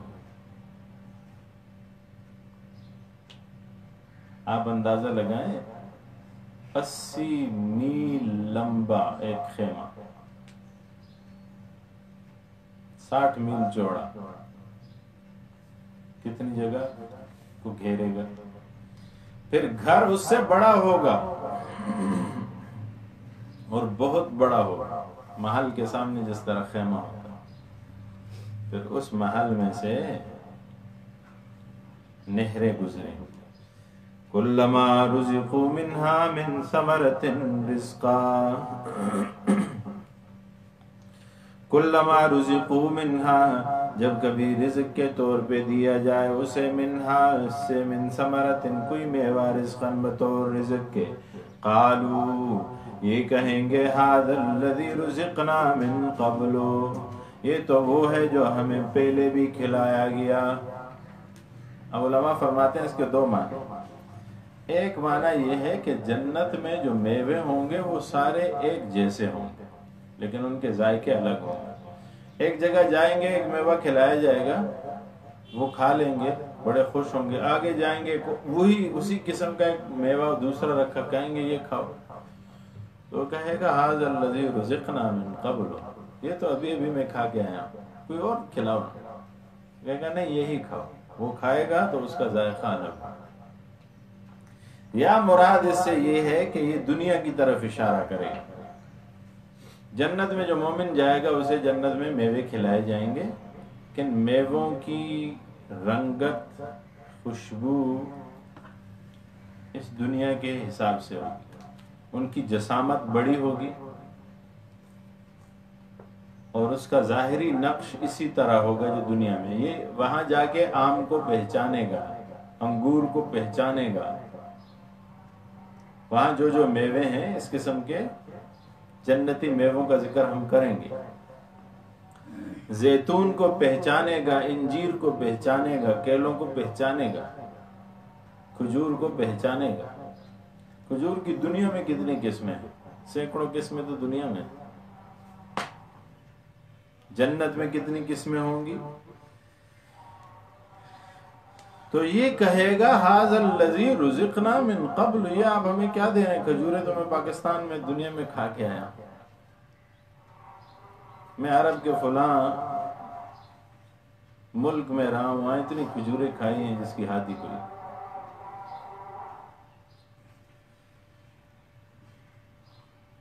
وہاں کھا جائے گا نہیں, کہا جائے گا نہیں یہ بھی کھاؤ, کھائے گا تو اس کا ذائقہ الگ ہوگا. جنت کیا ہے, فرمایا لا عین رأت, کسی آنکھ نے دیکھی نہیں, ولا اذن سمعت, کسی کان نے اس بارے میں سنا ہی نہیں, ولا خطر علی قلب بشر, کسی انسان کے دل پہ اس کا خیال بھی نہیں گزرا. جنت وہ شیخ چلی کے ہم نے قصے سنے ہیں نا, ہم چھوٹے ہوتے تھے اسکول میں وہ قصے سنتے تھے کہ شیخ چلی جو تھا وہ خیالوں کا بادشاہ تھا. اپنے سامنے شیشے کے برتن رکھ کے ایک دفعہ بیچ رہا تھا تو سوچ میں چلا گیا, کہنے لگا شیشے کے یہ برتن جو ہیں یہ بیچوں گا اور لوں گا اور بیچوں گا اور لوں گا, ایک بڑی دکان لے لوں گا, اس بڑی دکان سے بڑی مارکیٹ لے لوں گا, بڑی مارکیٹ سے پھر جو ہے آگے بڑھتا جاؤں گا, ایک بڑا محل بناؤں گا, پھر میرے پاس پیسوں کی ریل پیل, غلاموں کی ریل پیل, یہ وہ. آخر ایک دن بادشاہ آئے گا اور مجھے کہے گا کہ میری بیٹی سے شادی کر,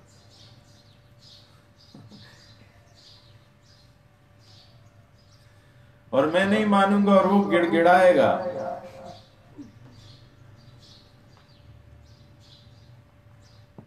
عاجزی اور زاری کرے گا, اور میں اس کو لات ماروں گا. لات ماری تو سامنے جو شیشے کے برتن پڑے تھے وہ سارے ٹوٹے, تو خواب سے نکل آئے. ایک دفعہ کہتے ہیں اس نے مرغیاں پال رکھی تھیں, تو مرغیوں سے انڈے جمع کر رہا تھا, انڈے جمع کیے اتنا کہ ٹوکرا انڈے بن گئے. اب سر پہ ٹوکرا رکھ کے جا رہا ہے بازار بیچنے کے لیے, رستے میں سوچ رہا ہے کہ یہ انڈے بیچ کے میں کیا لوں گا, اور مرغیاں لوں گا, پھر اور انڈے ہوں گے, پھر اور مرغیاں لوں گا, پھر اور انڈے ہوں گے, بڑا فارم ہو جائے گا. پھر مرغیوں کو بیچ کے میں بکریاں لے لوں گا, پھر ان کا فارم بناؤں گا, پھر ان کو بیچ کے میں گائے لے لوں گا, پھر ان کا فارم بناؤں گا, پھر میرے پاس بہت بڑا مال و متاع و خزانے و جاگیر اور یہ اور وہ, پھر بادشاہ آئے گا میرے پاس, مجھے کہے گا میری بیٹی سے شادی کرو, میں کہوں گا نہیں میں نہیں کرتا. یوں تیزی سے اس نے سر ہلایا تو وہ انڈوں کا ٹوکرا اس کے سر سے نیچے گر. تو فرمایا اگر آپ خیالوں کے بادشاہ ہیں تو خیالوں کے گھوڑے دوڑائیے, لیکن آپ کے خیالوں کے گھوڑے بھی وہاں تک نہیں دوڑ سکتے جہاں سے جنت شروع ہوتی. ولا خطر علی قلب بشر, کسی انسان کے دل میں اس کا خیال بھی نہیں گزرا. کلما رزقوا منها من ثمرة رزقا قالوا هذا الذي رزقنا من قبل, یہ کہے گا کہ تو دنیا میں کھا چکا ہوں. عارف کہتے ہیں جی نسبت خاک را با عالم پاک, زمین کے میووں کا جنت کے میووں سے کیا تعلق؟ زمین کی رہائش کا جنت کے رہائش سے کیا تعلق؟ زمین کی زندگی کا جنت کی زندگی سے کیا تعلق ہے؟ وہاں کی زندگی نہ ختم ہونے والی، یہاں کی صحت عارضی، وہاں کی صحت مستقل، یہاں کی جوانی عارضی، وہاں کی جوانی مستقل،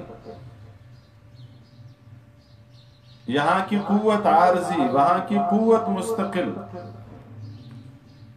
وہاں کھائیے ایک ڈھکار مار لیے اور سب کچھ ختم۔ یہاں حکما کہتے ہیں کہ کھانا بعد میں، پہلے اس کے نکالنے کی فکر کرنا، معدے کا بہت لحاظ رکھنا۔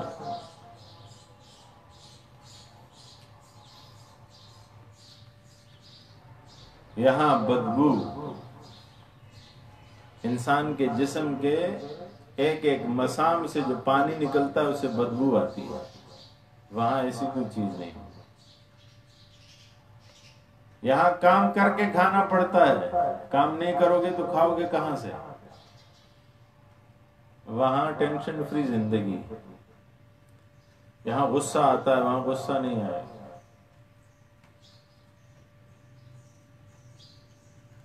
یہاں صبر کرنا پڑتا ہے، مصیبتیں آتی ہیں، وہاں مصیبت نہیں آئے گی، صبر نہیں کرنا پڑے گا۔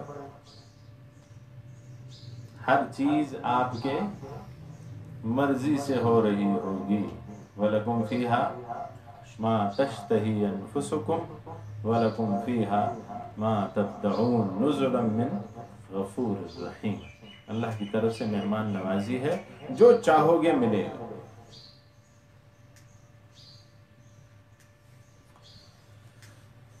سب سے بڑھ کر کیا ہوگا؟ وہاں زندگی ہوگی جس کے بعد کوئی موت نہیں۔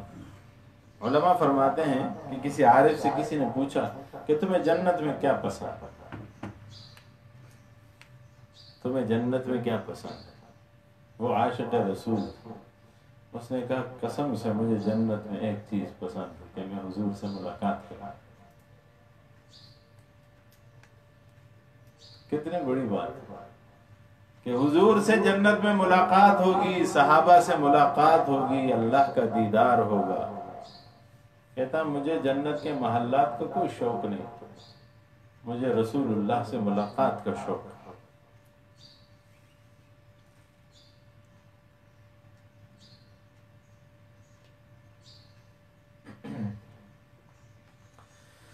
فرمایا ھذا الذی رزقنا من قبل واتوا به متشابہا، انہیں دیے جائیں گے اس کے مشابہ یعنی ہم رنگ، ایک رنگ کے میوے ہوں گے۔ واتوا به متشابہا ولہم فیہا ازواج مطہرہ، اور انہیں دیے جائیں گے وہاں پہ ازواج مطہرہ، بیویاں پاک۔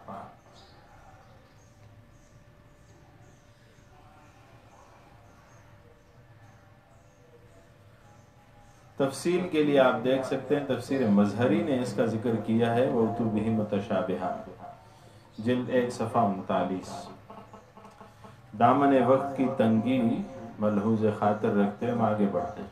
وَلَهُمْ فِيهَا أَزْوَاجٌ مُطَهَّرَةٌ، اور ان کے لیے ہوں گے جوڑے مطہرۃ پاک، مردوں کے لیے عورتوں کے کا ذکر ہو رہا ہے اور عورتوں کے لیے مردوں کا ذکر ہو رہا ہے۔ تو علماء فرماتے ہیں کہ مرد کے لیے تو ازواج مطہرہ کئی بیویاں ہوں گی، تو کیا عورتوں کے لیے بھی کئی خاوند ہوں گے؟ اس پہ بحث کرتے ہوئے علامہ قرطبی نے اس مسئلے کو ذکر کیا ہے اور فرمایا ہے کہ عرب اس کے قائل ہیں کہ وَلَهُمْ فِيهَا زَوْجٌ، ازواج کی جگہ وہ کہتے ہیں کہ زوج کا ذکر ہے کہ ایک ہی ہوگا جوڑا۔ وَلَهُمْ فِيهَا أَزْوَاجٌ، یہ جمع ہے زوج کی، اور مرد کے لیے وَالْمَرْأَةُ زَوْجُ الرَّجُلِ وَالرَّجُلُ زَوْجُ الْمَرْأَةِ، کیا اس سے یہی مراد ہے؟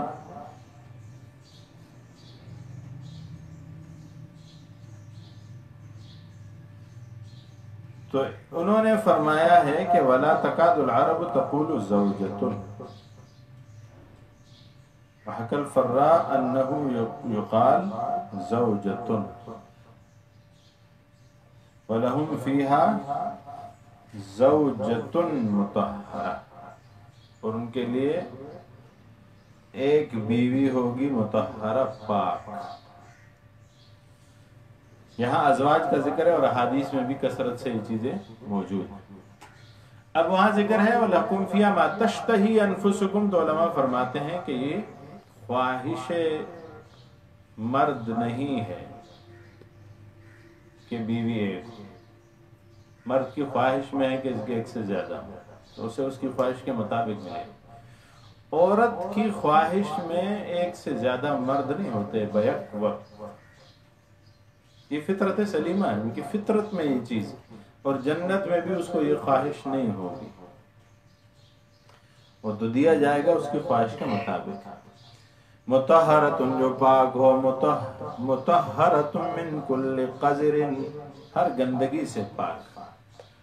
ابو سعید فرماتے ہیں رضی اللہ تعالیٰ عنہ قال قال رسول اللہ صلی اللہ علیہ وسلم کہ مطہرۃ، پاک ہوگی، من الحیض، جو ماہانہ بیماری اور عذر شرعی پیش آتا ہے عورت کو، اس سے پاک، والغائط، گندگی سے، پیشاب پاخانے سے پاک ہو، والنخامت، یہ بلغم اور یہ جو چیزیں منہ سے نکلتی ہیں، اور بزاق، ان قسم چیزوں سے بھی پاک اور صاف ہو، بدبو سے پاک ہوں گی۔ فرمایا مطہرۃ باعتبار الاخلاق، اخلاق کے اعتبار سے پاک۔ عورت میں، دنیا کی عورت میں دو مسائل ہوتے ہیں، ایک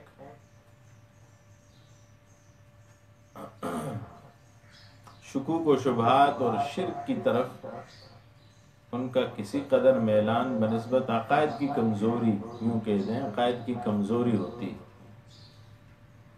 تو ان عقائد کی کمزوریوں سے پاک ہوں۔ اور دوسرا اخلاق کے اعتبار سے، بد کلام نہیں ہوگی، غیبت نہیں کرے گی، جھوٹ نہیں بولے گی، سب و شتم نہیں کرے گی، بدعتوں سے پاک ہوگی، ایسی کوئی چیزیں نہیں ہوگی۔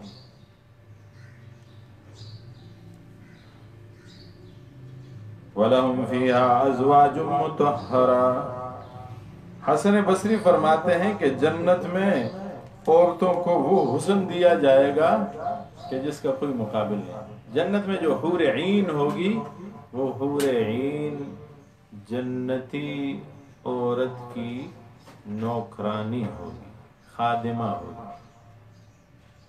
یہ اتنی خوبصورت ہوگی کہ حور عین جب اس کے سامنے آئے گی تو بجھ جائے گی، اس کا حسن اس کے سامنے مان پڑ جائے گا۔ اور دوسرا، جنت میں بوڑھی عورتوں کو جوان کر دیا جائے گا، کوئی بوڑھا جنت میں ہوگا ہی نہیں۔ ہم فیہا خالدون، یہ ہمیشہ رہیں گے جنت میں۔ ان اللہ لا یستحی ان یضرب مثلا ما بعوضۃ فما فوقها، ان کا پہلا اعتراض کیا تھا؟ پہلا اعتراض یہ تھا کہ قرآن سچی کتاب نہیں، رسول سچا نبی نہیں۔ اب ایک اور اعتراض کہ دیکھو نا، اگر یہ سچا نبی ہوتا، یہ کتاب سچی کتاب ہوتی، تو اس میں مچھروں کی مثالیں ذکر ہو رہی ہوتی۔ بعوضہ کہتے ہیں مچھر، اور اللہ جل شان نے قرآن میں اور بھی مثالیں ذکر کی ہیں۔ ہاتھی کی مثال ہے، الم تر کیف فعل ربک باصحاب الفیل، اونٹ کی مثال ہے، افلا ينظرون الى الابل کیف خلقت، چینٹی کا ذکر ہے، وقالت نملۃ یا ایھا النمل ادخلوا مساکنکم لا یحطمنکم سلیمان وجنودہ وهم لا یشعرون، مکھی کا ذکر ہے، وَإِن يَسْلُبْهُمُ الذُّبَابُ شَيْئًا لَا يَسْتَنقِذُوهُ مِنْهُ ضَعُفَ الطَّالِبُ وَالْمَطْلُوبُ۔ تو انہوں نے سوال اٹھایا کہ یہ کیا، کبھی مچھروں کا ذکر ہو رہا ہے، کبھی مکھیوں کا ذکر ہو رہا ہے، اللہ کی کتاب ایسی ہوتی؟ یہ سوال اٹھایا۔ وہ کہتے ہیں نا خوئے بدرا بہان بسیار، بری عادت کے لیے 100 بہانے ہوتے ہیں. ہمارے استاد صاحب کیا کرتے تھے، شیخ شیر علی شاہ صاحب رحمہ اللہ، کہ ایک طالب علم آیا دارالعلوم حقانی، سبق پڑھ رہا تھا تو جانے لگا. تو استاد جو تھے مولانا عبدالحق رحمۃ اللہ علیہ، محدث وقت، وہ بڑے خفا ہوتے تھے جب کوئی طالب علم واپس جاتا تھا. تو اسے بلایا، پوچھا بیٹا کیوں جا رہے ہیں؟ بچے اولی سے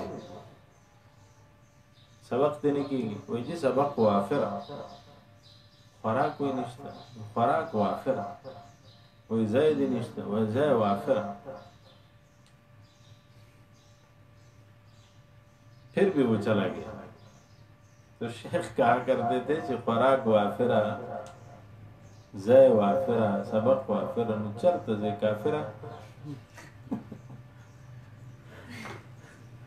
یعنی بہانہ کچھ نہ کچھ بنا لیتے تھے. ایک طالب علم تھا ہمارے اس مدرسے میں پڑھ رہا تھا، یہ جو مین گیٹ ہے یہ نہیں بنا ہوا تھا، ایک چھوٹا سا رستہ ہوتا تھا دوسرا، اور چھوٹی سی سیڑھیاں ہوتی تھی جو کلاس حفظ کی کلاس کے بیچ میں اترتی تھی.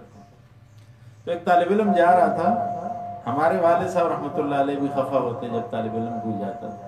اسے بلایا، پوچھا کیوں جا رہے ہیں، سبق نہیں ہو رہا؟ اس نے کہا سبق تو صحیح، کھانا بھی صحیح، فلاں چیز کا فلاں چیز بھی صحیح، رہائش بھی. پھر کیوں جا رہے ہیں؟ تو کہنے لگا اس مدرسے کا جو رستہ ہے نا وہ تنگ بھی ہے اور ٹیڑھا بھی ہے، اس لیے میں جا. اب اس کا کیا حل ہو سکتا ہے اس مسئلے کا؟ تو انہوں نے بہانہ بنایا کہ بعوضہ مچھر کا ذکر آ گیا، اس قرآن کو تو ہم نہیں مانتے. اللہ فرماتے ہیں ان اللہ لا یستحی ان یضرب مثلا ما بعوضۃ فما فوقها. اللہ جل شانہ نہیں شرماتا یضربہ کہ بیان کرے مثالاً بطور مثال کے، ان یضرب مثلا ما بعوضۃ مچھر کو، فما فوقها یا اس سے اوپر کسی چیز کو، جسم کے اعتبار سے اس سے بڑھ کر ہو. علماء اس کا 2 معنی فرماتے ہیں، ایک یہ ہے کہ جسم سے بڑا ہوا، یا صغر میں، کمزوری میں، عیب میں، آپ کی نظر میں جو اس کا عیب ہے اس عیب میں اس سے بھی بڑھ کر ہو کوئی مخلوق، تو اللہ اس کو بھی ذکر کرے گا، اس سے شرماتا نہیں ہے کیونکہ وہ اللہ کی مخلوق.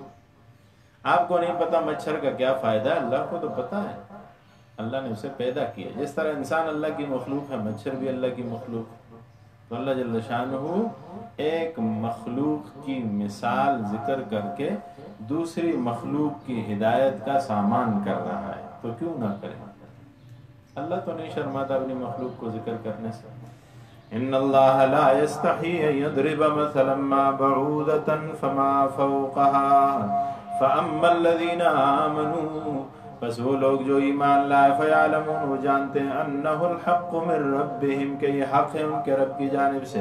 واما الذین کفروا اور وہ لوگ جنہوں نے کفر کیا، فیقولون وہ کہتے ہیں، ماذا اراد اللہ بہذا مثلا، کیا ارادہ کیا اللہ جل شانہ نے اس کے ساتھ بطور مثال لانے کے؟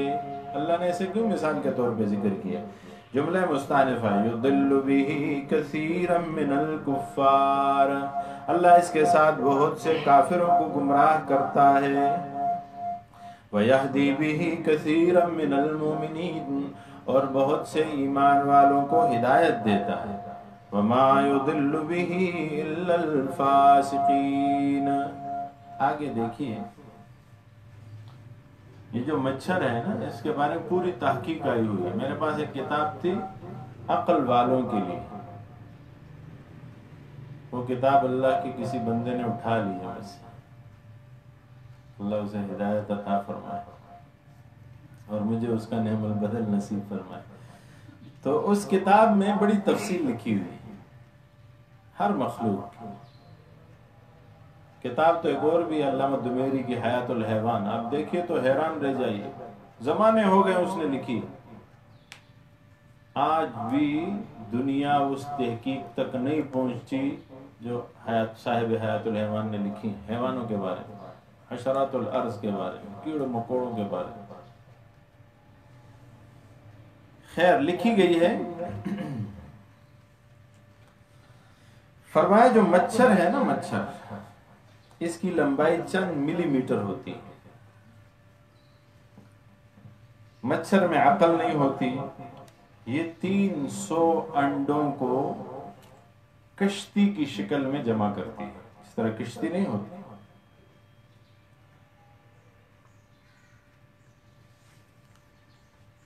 ان کا رنگ سیاہ ہوتا ہے.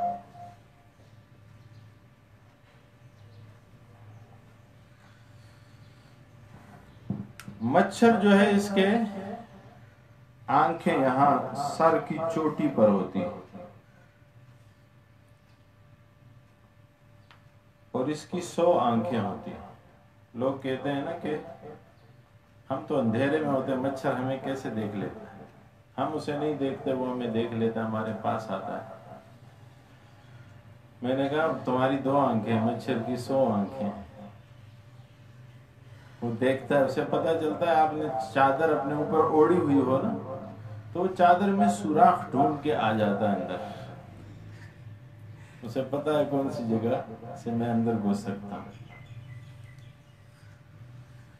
فرماتے ہیں اس کی 3 کھالیں ہوتی ہیں.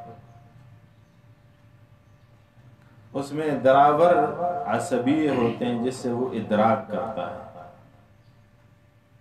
مطلوبہ خون کے وریدوں کا، ہر آدمی کو نہیں کاٹتا مچھر. جس کے اندر اس کا مطلوبہ خون ہوتا ہے وہ اسی کو کاٹتا ہے. اور ایک قول میں ہے کہ صرف مادہ جو ہوتی ہے مچھری وہ کاٹتی ہے. مچھر جو ہے وہ نہیں کاٹتا جو مذکر ہوتا ہے. کیوں؟ اسے ضرورت نہیں ہوتی. جو مادہ ہے اس کو ضرورت ہوتی ہے. اور کیوں ضرورت ہوتی ہے؟ اسے انڈوں کی نشوونما کے لیے اس خون کی ضرورت ہوتی ہے. اس کا ڈنگ تیز ہوتا ہے، اس پہ حفاظتی غلاف چڑھا ہوا، تو اس کا ڈنگ ہر وقت کھلا نہیں ہوتا، اس پہ حفاظتی غلاف چڑھا ہوا ہوتا ہے. وہ اس غلاف کو ہٹاتی ہے، پھر آگے تو سرنج اس کے پاس ہوتا ہے تیز، وہ لگاتی ہے.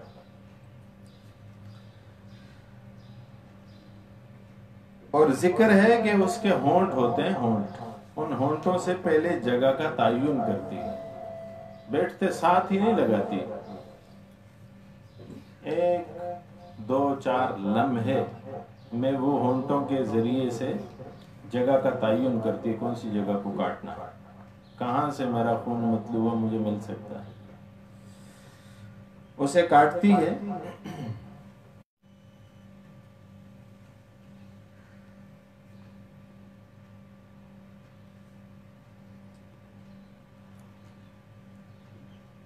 یہ جب خون میں، جب انسانی جسم میں اپنے سرنج کو داخل کرتی ہے تو خون کو کھینچتی ہے، جس طرح سرنج کھینچا جاتا ہے.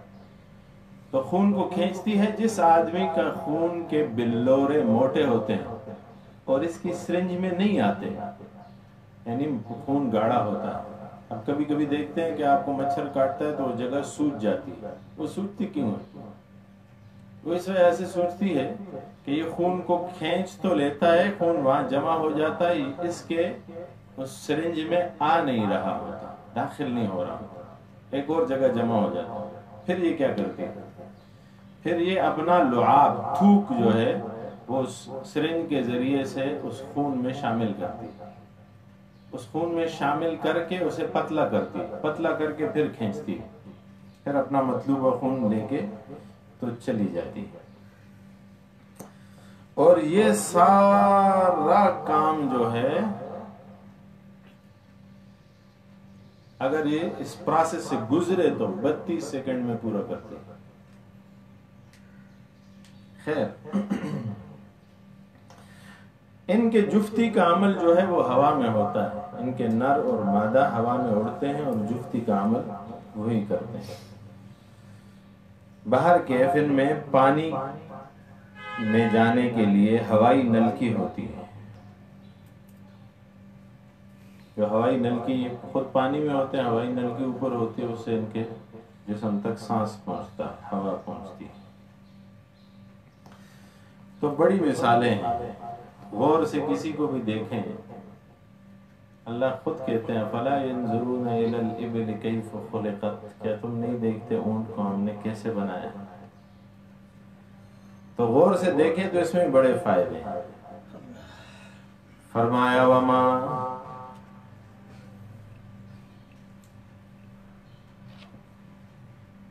يُضِلُّ بِهِ إِلَّا الْفَاسِقِينَ، اللہ جل شانہ فرماتے ہیں کہ اور گمراہ نہیں کرتا اس مثل سے مگر فاسقوں کو۔ شیخ الہند معنی کرتے ہیں بدکاروں۔ الذین کون ہیں بدکار فاسق لوگ؟ ینقضون عہد اللہ، جو توڑتے ہیں اللہ کا وعدہ، من بعد میثاقہ، اس کی مضبوطی کے بعد، پہلے وعدہ کیا پھر توڑ دیا، ویقطعون، اور کاٹتے ہیں، ما امر اللہ بہ، اس چیز کو جس کے ساتھ اللہ جل شانہ نے حکم کیا، ان یوصل، کہ جوڑو، یعنی جس کے جوڑنے کا حکم دیا اسے کاٹتے ہیں، وَيُفْسِدُونَ فِي الْأَرْضِ، اور فساد پھیلاتے ہیں، فی الارض، زمین میں، اولئک هم الخاسرون، یہی لوگ نقصانی ہیں۔ فاسقین کون ہیں؟ روح المعانی نے لکھا ہے الفاسقین الخارجین عن طاعت اللہ، یہ وہ لوگ ہیں جو اللہ کی اطاعت سے خارج ہیں۔ یہ کس کو کہا جا رہا ہے کہ وعدہ توڑنے والے؟ یا تو اس سے وعدہ الست مراد ہے، میثاق الست، سارے انسانوں کی ارواح کو اللہ نے عالم ارواح میں جمع کیا اور وہاں سب سے کہا الست بربکم، سب نے کہا قالوا بلا۔ تبلیغی جماعت کے ساتھی ہمارے جب جاتے ہیں گشت پہ تو کیا کہتے ہیں؟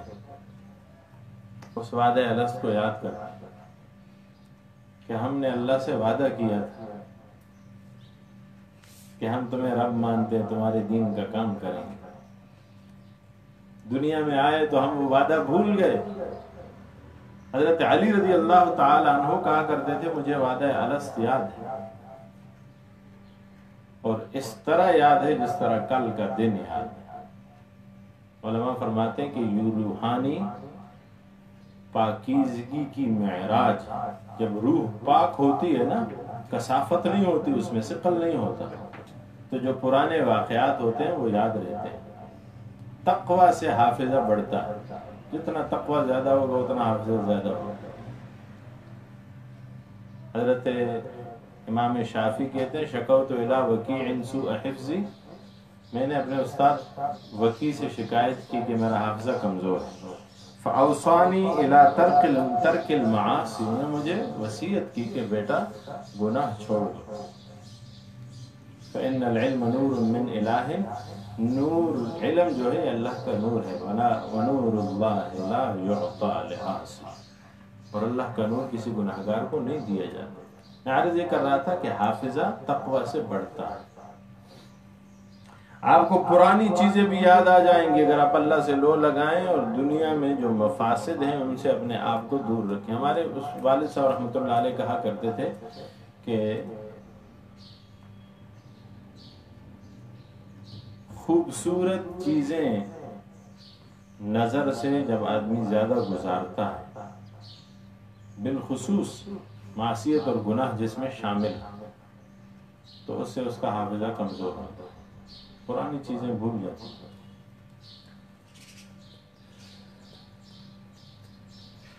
الذین ینقضون عہد اللہ من بعد میثاقہ، وعدہ کیا تھا؟ یا تو وعدہ الست، اور یہاں اس سے مراد دعائے یہود ہے جو محمد صلی اللہ علیہ وسلم کے لیے وہ کرتے تھے کہ حضور آئیں گے، حضور آئیں گے، حضور آئیں گے، اللہ ان کو لائے، ہم ان کی اطاعت کریں گے، ان کے پیچھے چلیں گے، اور وعدے کر رہے تھے کہ ہمارا ایک دوسرے کے ساتھ وعدہ ہے، ہم اس کی شریعت کو مانیں گے، ہم اپنے مذہب کے ساتھ مضبوط ہیں، جب حضور آئے تو ان کے سارے وعدے رہے گئے۔ یا اس سے مراد تیسرا، یہود کے 3 گروہ تھے مدینہ منورہ، بنو قینقاع، بنو نذیر اور بنو قریظہ۔ ان کے لیے آپسی وعدے تھے کہ تم ایسا مت کرو، لا تنازعوا اخوانکم ولا تخرجوهم من بیوتکم او من بیوتہم، ان کو تمہارے گھروں سے، ان کے گھروں سے مت نکالو۔ اور تیسرا وعدہ تھا میثاق تھا کہ جب کوئی قیدی آئے تو دراہم و دنانیر کے بدلے میں اسے آزاد کرو۔ فرماتے ہیں کہ فعملوا بشرط ثالث، تیسرے شرط پہ انہوں نے عمل کیا، قیدی آتا پیسے لے کے اسے چھوڑ دیتے تھے، لیکن پہلے 2 چیزوں پہ عمل نہیں کیا۔ ما عملوا على شرطین اولین الذين ينقضون عهد الله من بعد ميثاقه ويقطعون، اور کاٹتے ہیں، ما امر اللہ به ان يوصل ويفسدون في الارض، اور فساد پھیلاتے ہیں زمین میں، اولئک هم الخاسرون، یہ لوگ نقصانی ہیں۔ کیف تکفرون باللہ وکنتم امواتا فاحیاکم، کیسے تم انکار کرتے ہو اللہ کے ساتھ، وکنتم، اور تم تھے، امواتا مردے، فاحیاکم، اللہ نے تم کو پیدا کیا، زندہ کیا، ثم یمیتکم، پھر وہ تمہیں مارے گا، ثم یحییکم، پھر تمہیں زندہ کرے گا، ثم الیہ ترجعون، پھر تم اس کی طرف لوٹائے جاؤ۔ اس میں تفاصیل ہیں، انشاءاللہ العزیز کل اسی سے درس کا آغاز کریں گے۔ سبحان ربک رب العزت عما یصفون وسلام علی المرسلین الحمدللہ رب العالمین، الحمدللہ رب العالمین والعاقبۃ للمتقین، الصلاۃ والسلام علی سید الرسل واشرف المرسلین۔ اللہ العالمین ہمارے گناہ اور تقصیرات کو معاف فرما، اللہ ہم سب پہ اپنا رحم و کرم فرما، ہم سب پہ اپنا فضل اور احسان فرما۔ اللہ العالمین ہمیں قرآن کی سمجھ نصیب فرما، قرآن کریم کے ساتھ محبت نصیب فرما، قرآن کا شغف اور شوق نصیب فرما، قرآن کریم کے موافق عمل کرنے کی توفیق عطا فرما، ان تعلیمات کو اوروں تک پہنچانے کی توفیق عطا فرما۔ الہ العالمین قرآن کریم کی دروس کی برکت سے جہاں جہاں ہو رہے ہیں، الہ العالمین یہ عالم میں جو وبا ہے، کائنات کے مالک ساری انسانیت کی اس وبا سے حفاظت فرما۔ الہ العالمین جو اس وبا سے کلمہ گو مسلمان وفات پائے ہیں، اے اللہ انہیں درجہ شہادت پہ فائز فرما، اے اللہ ان کی آخرت کی منازل آسان فرما، ان کے پسماندگان کو صبر جمیل کی توفیق عطا فرما۔ الہ العالمین ملک خدا داد پاکستان کی حفاظت فرما۔ الہ العالمین لا الہ الا اللہ کے نام پہ حاصل شدہ اس ملک کو محمد الرسول اللہ صلی اللہ علیہ وسلم والا نظام نصیب فرما، عالم اسلام کا بول بالا فرما، ہماری دعاؤں کو ہم سب کے حق میں اور سارے عالم کے حق میں مقبول و منظور فرما۔ صلی اللہ تعالی علی خیر خلقہ محمد وعلی آلہ واصحابہ اجمعین۔ اللہم ذکرنا منہ ما نسینا وعلمنا منہ ما جہلنا وارزقنا تلاوتہ آناء اللیل